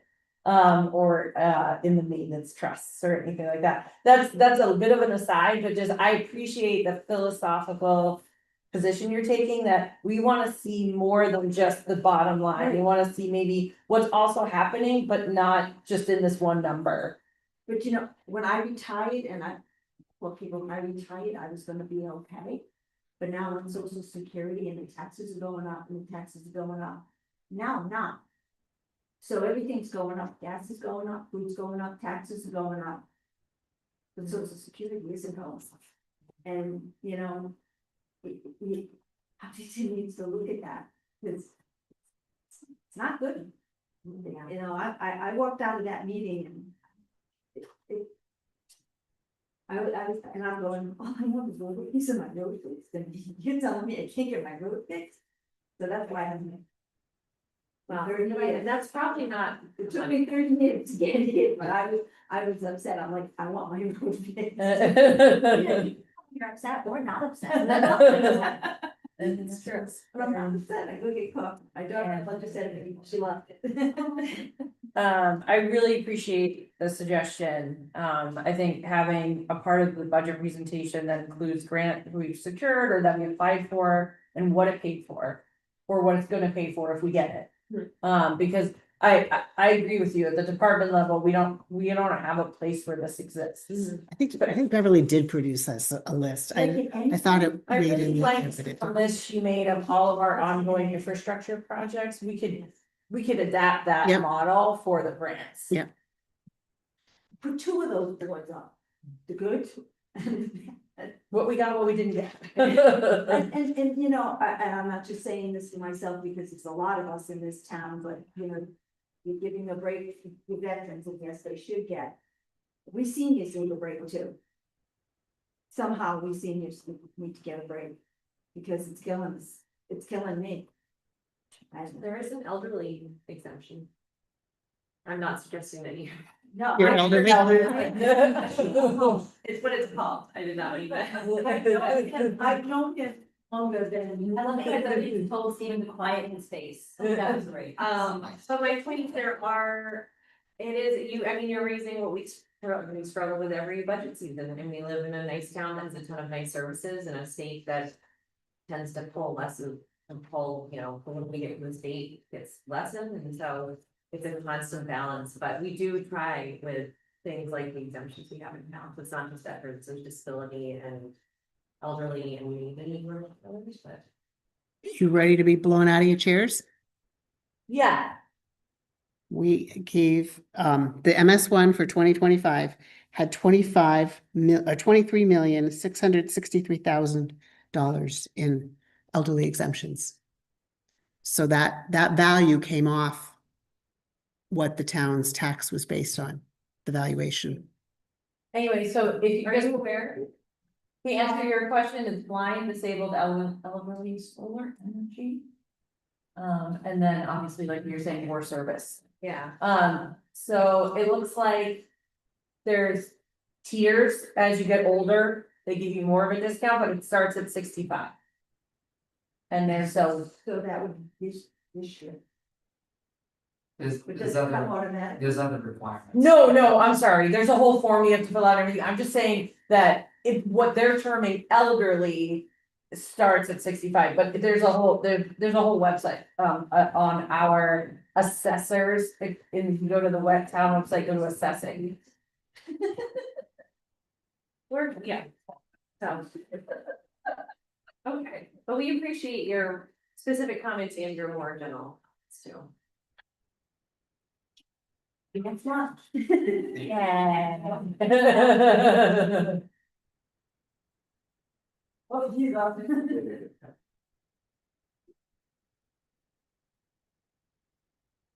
Evening, everybody, Lauren Summit, just a couple of comments. Anything? Comments on what's been discussed this evening, and one other thing that I asked. I guess I must have, but I never got the answer. At budget committee and school board meeting, they always open with the pledge of allegiance. I don't know why this I can get board doesn't do the pledge of allegiance in the beginning. I think it's appropriate to do so, and I would hope you guys can reconsider that and add it to the agenda. On the TIF committee, or the TIF, back to that, what I would like to see is for exit 6, the way the funding is established to get reset. I'm not suggesting that we should abolish that TIF, and all the funds that are already in it are there. And there is, I think, potential for something happening, but I sure hate to see another 550,000 go in there. And I don't know how we stop that clock at the end of April, so I don't know if it begins at, we're already a quarter that 550 into that TIF, but it sounded to me that you need to petition the state to go revisit, reorchestrating how that's contributed. I did do a little digging, but it's way above my pay grade. What did you say, petition the I state? think you have to reach back up to the state, because by creating a TIF and setting that up, you're more eligible for grant money. And Oh. if you're changing some of the terms of how you initially set it up, and I think it would have to be voted on at town meeting again for a special meeting, so.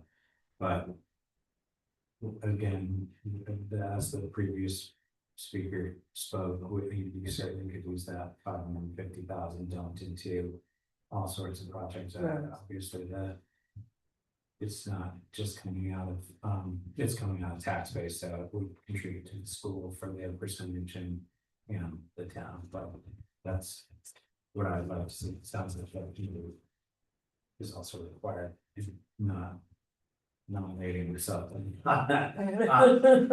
George's Park discussion, I thought one of the major elements that my understanding is that's missing is when they did do some redesigning, and I'm not sure if this came from Dan Reserve and most of the school board, but my understanding is that there used to be direct field ambulatory access. And because of some of the reconfigurations, that is no longer in place, but it was part of the design plan. Get the ambulance down on the fields. I thought it It's was, still- isn't there, it is still there's a there. kissing gate by the track that Yeah. can open. Okay, so it is still Yeah. there. That was something we need to discuss, but okay. I don't know if that gate was an issue, but anyways, I've heard from several people that that's almost really something that should have another committee. Because we need to have another committee, but it seems like there's a lot of elements there, I would think families or maybe we wanna have some say in what's happening in the high school, even the skate park is now, we're doing our little thing. I would probably would join in on some of that there, just to give a holistic, and then the track, and obviously the track then moves to the other fields, and it's a big. I don't know the like proper answer, but it seems Yeah. like we just kind of fly by the seat of our pants with it. It says this little thing, should we consider appointing a steering committee? And I've heard that from it's quite a Yeah. few people, so. You brought up the donation policy that reminded me of the amount of funding the music series at the end of summer. And that whole thing and No, does that? that was still indecisive there. That's another policy here. So, yeah, and just so you have some clear insight when you get to that film in thing. And then Bonnie had brought up the role with committee liaison, and I think it just looks a lot different for different committees. Clearly the budget committee and I think planning board are obviously the budget committee has said that. Probably, maybe, I'm not saying, but it's probably the more definitive Yeah, voting subcommittees compared to some of the other, what's going on in housing, but it's very decisive. And I think planning board probably is too, because you have a, vote to whether something gets approval for maybe a variance or something, and that's significant on someone's property and well-being where. Yeah. So I don't know if you can just fall it all into one category. They kind of to me seem the boards have different roles, and I also think that it seems like a heavy lift to have you guys not just doing this, but being on all those committees. And if you said that policy hadn't been relooked at since 2011, if you think about it, there's probably been added quite a few more committees with one that adds a load. I know, like we go through, here we are. You're still not done, and there might be non-publics. I've seen quite a few non-publics posted, so. I don't know if there's a way of having other liaisons come back and report to you guys instead of sitting on all of these committees. And if say 10 more committees at George's Park, so then does one of you need to sit on George's Park, or how do you have? Can you have the chair report on committees or something to make this board more efficient? And I get planning board and budget. And I don't know, maybe a handful more, but what's the best use of all you guys' time? Because you're all elected officials, and I know how time consuming all this is, so. When we look at that policy, we'll probably But- revisit this. but- very issue. but Yeah, that's a great it question. Just, Yeah. there's a burnout level. And then there's also family time, and you're gonna have to work, come here, and then Tuesday or Wednesday or Thursday night, another meeting. I know the sacrifices I make to make meetings from my family time. I think. Me as a community member want to be conscientious of that. I know the school board does the same thing with quite a few subcommittees, and there's a lot of involved in that, but. Maybe the reversal can happen, and there can be entrustedness with a chair, that then you have an open monthly or, you know, a couple groups come in and they report back to you. Right. If there's something significant, I'm just gonna pick on budget committee because it's our committee, but are you saying like theoretically, if we said. This is too heavy of a lift for the select board, that we could. Maybe change the dynamic of our relationship with the chair of the committee and ask them to come and discuss with us the progress of the committee. I am saying that. Okay. In regards to maybe work committees or some that are less heavy lift, because I just, I don't know, I'm conscientious of that, it seems like. You can't find someone that wants to run for that, you know, maybe that's part of it, is that, oh my God, I signed up for select board, and then I gotta sign up for 4 subcommittees. And answer always, you know. Just to know, some of them are RSA required, to which we have zero control. Yeah, and those would not be ones I'd be suggesting not to, but maybe you make that definitive one in here and try to sort that out. Yeah. Seems like. We could probably have 5 more committees, sure, you know, that, Yeah, but we And- can't even fill the volunteers, and I think it'd be great that that ongoing list is pumped out.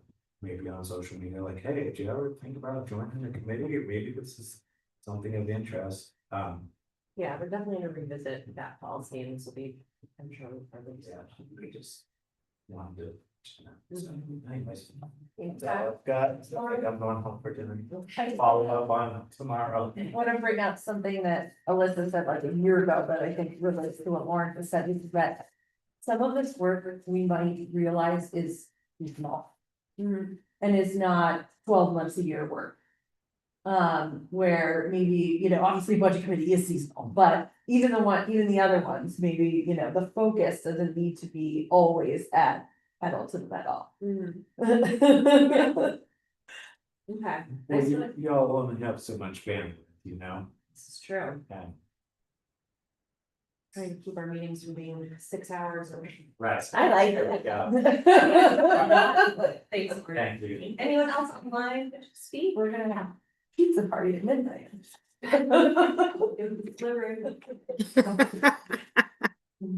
Okay, so I think we're gonna close public comment. I cannot stay until like 10:30 at night. I have so much work, and I know others do too. So I'm just gonna suggest, could we push town meeting follow-up? That does not seem urgent. The 2 things to mention there were the petition warrant article letters, which you guys have signed. Department visits, that was, I kind of piggybacked that in there, scheduling those. And then just the survey, FYI, it's in the drive. You can have a look at the results and Beverly's kind of distillation of what we got. So that's yeah, so just have a look at that and we can revisit it or not. Took notes in real time during our experience. I'm the personal student to send an email so that you not have the writing, the things that we learned day of. So that next year, when we go to update the slides, we can be like, oh yes, remember? Day of, yes, I great, just took notes and be like, remember for next year. yes, So I'm just naming this out loud for accountability. I just Excellent. Put it in writing so people have it, in our houses. /searchable in our archives. So because of the 10-minute rule, I think the order of operations has to change a little bit. We can't just dive into warrant articles. If we're gonna talk about, for example, big projects or grants we receive. What's the 10-minute rule? Remember, she said, hey, you only have 10 minutes to present your article, go. And then after I spent 20 minutes the prior morning doing the exact same presentation at Rotary. And so that's why I felt like I talked too quickly and why. It's Sabrina's welcoming. I think she has unlimited time to open it. I mean, I did something not called welcoming, but something where we have like, you know, highlights from the year or something like that. Where we can say we got these grants, or we can say we started this project without it being the operating budget article, that 10-minute. Right, I agree with that. Yeah, so like, I'm not saying let's not discuss, I'm just saying it's time tonight, let's do a deeper dive on some meeting follow-ups. Yeah. The sewer rates. yeah, so this one came up recently. we adopted new sewer rates last year. There was a public hearing. And then they went into effect for the May bill. And I just wanted to revisit. I think I read this a bit ago. We were going to go 30% a year, something like that. Yeah. 30, the proposed rate increase would be 30% each year for 3 years. So just flagging that, we're on board to do that. We're on board to implement that for the May bill. Yes, no? Yes, in that presentation, when we reviewed it, that was kind of our compromise. Yeah, Because we're so working. the suggestion was much more aggressive in order to get us faster to covering the cost. And that felt Yep. too aggressive. And hearing 30% doesn't feel rates, but the suggestion was like 50% or 70, like it was much higher in the presentation. And it's, What number is it? Oh, I'm so sorry. I get it. I didn't know It's what I 10. said. I'm sorry. It's 10. Sorry. yeah, so whatever number we landed on, it was in order to, within a certain number of years. Yes, but at least somewhat kind of maybe paying for it. Without it, like. Obviously, it's not a pleasant bill to get, so I'm not saying, we're making it easier, we're not. But we're trying to make it not be as bad as it could be. So 30% each year. So last year was 30% on the current one. This is 30% again on the current rate. There was a visual in the presentations, that had the. Because I was looking at the meeting minutes and what was actually voted. It's been really a year ago, sewer rates that mean black. I see it from. The public hearing from last year. This year, no. That was another question. Do we need to do it again?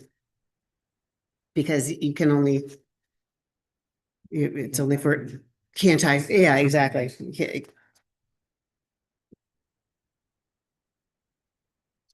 Middle.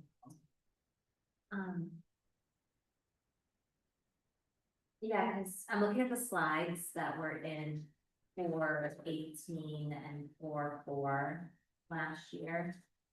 25. I have the actual slideshow here. And I didn't see numbers. I see kind of an aggregate.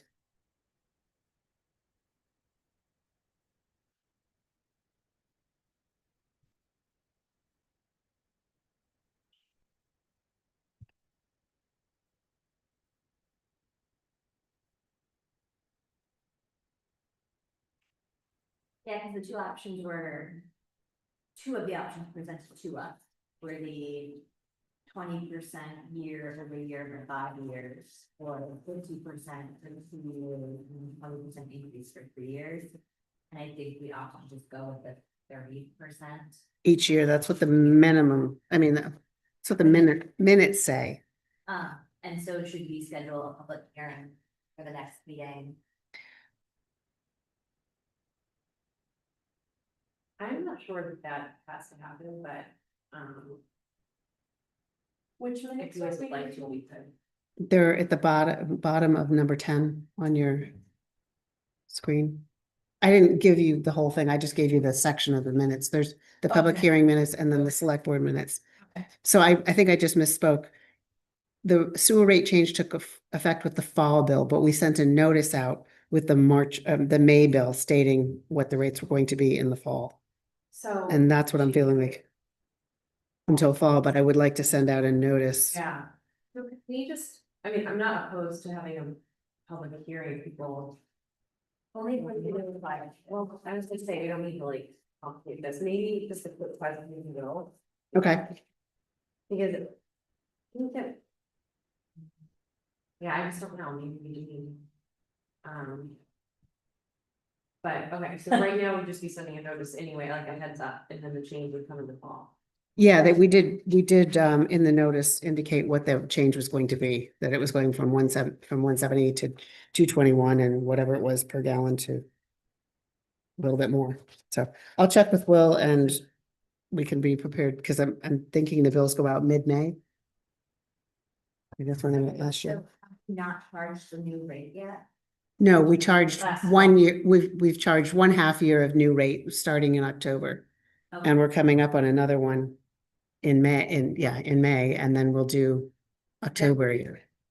Yep. It's a little wonky because I think the initial intention was to do it in 1 year, but it were kind of staggered, so, okay. The right to know request policy, I'm happy as policy person to Kick it out. circulate like a draft for this meeting. I think basically we realized through a recent right to know request that we need to have a solid policy on it. It's just helpful for town employees who make the request and have a standard to follow. I mean, we have a helpful example for doing consult. So I will. And the town of Wyndham, like, I think I sent you, did I send you yours too? Yeah. Um, Send them their policy and you send us their like. little cutesy form. I like Yeah. their form. That ties into your request or your question about email. You sent me Yeah. a request about email. We should talk a little further about it because Miss Sabrina had to dig through some email. And we want to make sure it's really separate Oh, from, yeah. yeah, okay, good. I would keep that on policy. Amesbury Road, I think we need to mention, that we've gotten a couple of questions about chip seal. And so again, it's something I think we just have to chat with Dan about to make sure that there aren't better options that make sense. Okay, So can we, I mean, I'm not an engineer or anything, but I take his meaning that, you know. The engineers that designed chip sealing. Probably thought there would be more traffic. To pat down than they get at these. so yeah, I We mean, have a booklet. We do. I know Dan is the expert. I will not tell him how to. Yeah. maybe we could just raise the concerns that came in about Amesbury and just see if there's another. I did mention to him this morning, and I did not forward him the email you received. May I do that? Yeah. Yeah. Okay. It's a conversation he and I have had with folks there multiple times, so it's, yeah, it's a challenge for sure. All right, town beautifications. Oh. There you Yeah, it's All right, I'll 8:40. try to be brief then. So this program, if you will, is basically something I just kind of whipped up and I presented it to Greg and Dan at the Highway Department Buildings and Grounds. And the idea would be that there's dozens of small empty spaces throughout town that could be enhanced, and many other communities do things like this where, you know, they offer this up to various civic groups, businesses and landscape companies, etc. To basically further hammering about taking care of those spaces. So this was an idea And to. getting goodwill in the community because they get to say, we're taking care of this. Right, yes, that the assign allowed and just again, in brief, this program would hopefully structure. You know, the spaces, the requirements, the timing, the approvals that would be needed for building from buildings and grounds. If the work was done, selection process, signage requirements, maintenance requirements, etc. And what to do if that, if anyone fails to maintain, take it back, night can stay, becomes ours, tax. And that's gonna, almost set through the waves. So that's kind of where we're at. I know working with Greg, this is something he wanted to do years and years ago. Oh, yeah. Just didn't get off the ground and didn't get it done. I didn't have the time, but I didn't sleep that night. Still don't. But so. It's nice fixation. So in front of you, there's like 3 documents. One, the first one is kind of the 2-pager, which would be the very baseline, like this handout, Local One information. And then the second one was more like the long form version that all the details. He's already made some quick edits, not reflected in this one, but and then, yeah, application. Only I do the buildings, would identify the spaces, and select the groups that are interested in. Can I say one? When we were poking around about DP Clark sign, I found this policy number 4, signs on town property. And it says, oh, there we go. Temporary signs and advertising, events or community interests sponsored by civic groups shall require prior approval for placement on town property by the Board of Selectmen. So we should delegate that property, that to Greg, right, for the purposes of saying approved on this program, right? Cause it says we need to see each sign before it's put out, and I don't think we should keep that. No, and the hope is that this isn't adding anything to our board, that this would be something we pass along to Greg. And he seemed comfortable with that. And the only thing, one of the things he wanted added in here was basically that if, you know, if a group or whomever decided they didn't want to continue it, they wouldn't be taking the plants out. Once they're in the ground, they're in the ground. You take them And then home. the town decides. Can't take your plans and go home. I think that what you just came up with was for temporary sign. Yeah. Would these be permanent signs or temporary? No, there, Semi, but yeah, I mean, it'd be yard signs, so to speak, but I know Greg was interested in something a little bit more rigid than just the. you The know, floppy. yeah, floppy, So Yeah. would that fall under the planning board and you'd have to fill out a sign permit and all that stuff? I still think we should call them temporary, they're gonna get pulled up for winter. Yeah, I mean, I don't, that's one piece I didn't. But. Okay. I mean, I think about when you drive past, Barrel and Basket right here, and Holden has their sign and the little plot right there that they've been maintaining. It's like that. I don't think it should end up on the planning board, this should be written in such a way that it doesn't have to go through the planning board, because that's a lot of planning board time for very small. Yeah. So I'm not being devil's advocate, but somebody, when I first started here, told me that Neil used to go around and pull all the signs off of the town property. Yeah, okay. So we need to make sure that we, cause I was like, that's a job I don't necessarily want to add to my list. Well, I think part of the issue is people with political. Was it political stuff? Okay, It's particularly around federal elections, okay. Oh, okay. and I'm also introducing the old one. Have a non-official one with them, and then they're at town hall or something to do that. I'll pick them up. But Okay. I didn't realize we should have there. Motivated, not motivated, there are plenty of other people. who do this. And also a lot of the land isn't even town states. Okay, Like that, so. Yeah, like Yeah. farms. yeah, Yeah, okay, I love this idea. yeah. and it sounds like in the crafting of this, you've gotten the buy-in from Greg, and then I'm assuming Greg. We were in the same. Okay. So I noticed that, and Dan was, Dan said this is Greg's thing.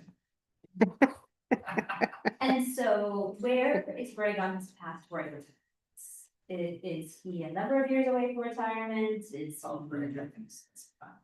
great. I'm not speaking on behalf of Greg, but I'm pretty sure.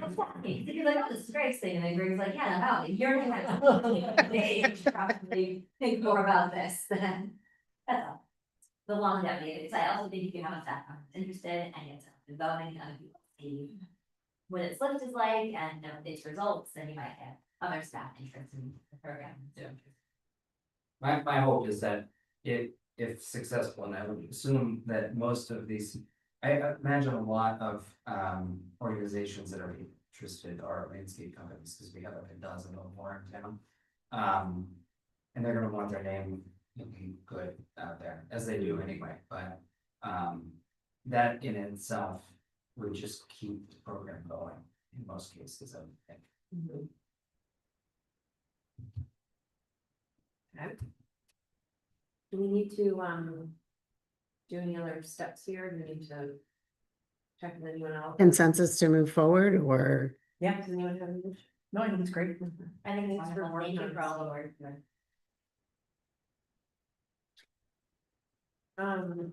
We can get an official town logo on Does anyone have anything for other? I have to go off. That's not something. it. You don't want to link it on camera? Does anyone have anything for other? Board committee updates, you skipped them. You skipped I them. did. Really quick, this housing met last week. And I mentioned this before the meeting was started, but just so it's on the record. Trisha steps down as chair and Jack, was elected as chair. I'm not saying anyone's last name is going to butcher them, but if you just look at, they're all members on the housing committee. And then we continue to work through the 3 potential changes to the table of uses that we're submitting to the planning board. That was still going through public hearing, and then last but not least, we had a discussion about what is next. Really? Because so much of the time of the last year happened, and it was eaten up by the grants.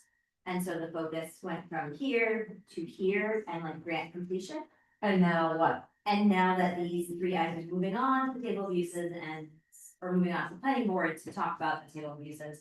The thought is, where do the committee members, when looking at the charge, have energy? And how best do we add value to the town? So conversations about education and other projects and looking for grants and how else can we support housing, as well as potentially doubling back to look at if there's been an impact of some of the changes over the last couple of years. Yeah, so just naming. What is education? Education could mean informing residents of options like tax credits or Oh, things okay. like that. Okay. Something we have to be aware of to help with the housing situation. Nice. Considering- Okay, I see what you mean, expanding the view, because it got very Not focused. just in the mission, because Yeah. it's still baked into that like list of 10 things, but the focus has been so much on like zoning. And Yeah. that's great, and there's been a ton of changes at the state level this year, so the question is. Where else can we add value? To this town? That'll be next one, under Jack's leadership. That's how I do budget meeting all the time right now. That open space is not since I last. Okay, thank you. Oh, yeah, are we meeting in April, or do we move to May? no, we moved to May. Yay. Yep. I'm just trying to confirm the date that we're, the May date. And, okay, so we've got 3 under personnel, 1 under legal, I need to add 1 under. So this would be, 91A32A, E, and I think for patient C. See, So I will move that we go into non-public under 91A32A, E, and another one in C. And after that, we will adjourn and not conduct any other business. Seconded. Okay, it's a roll call vote. Yes. Yes. Yes. Yes. Okay, I'm just gonna go on. Thank you, everyone who joined us tonight. Thank you for hanging out. Thank you.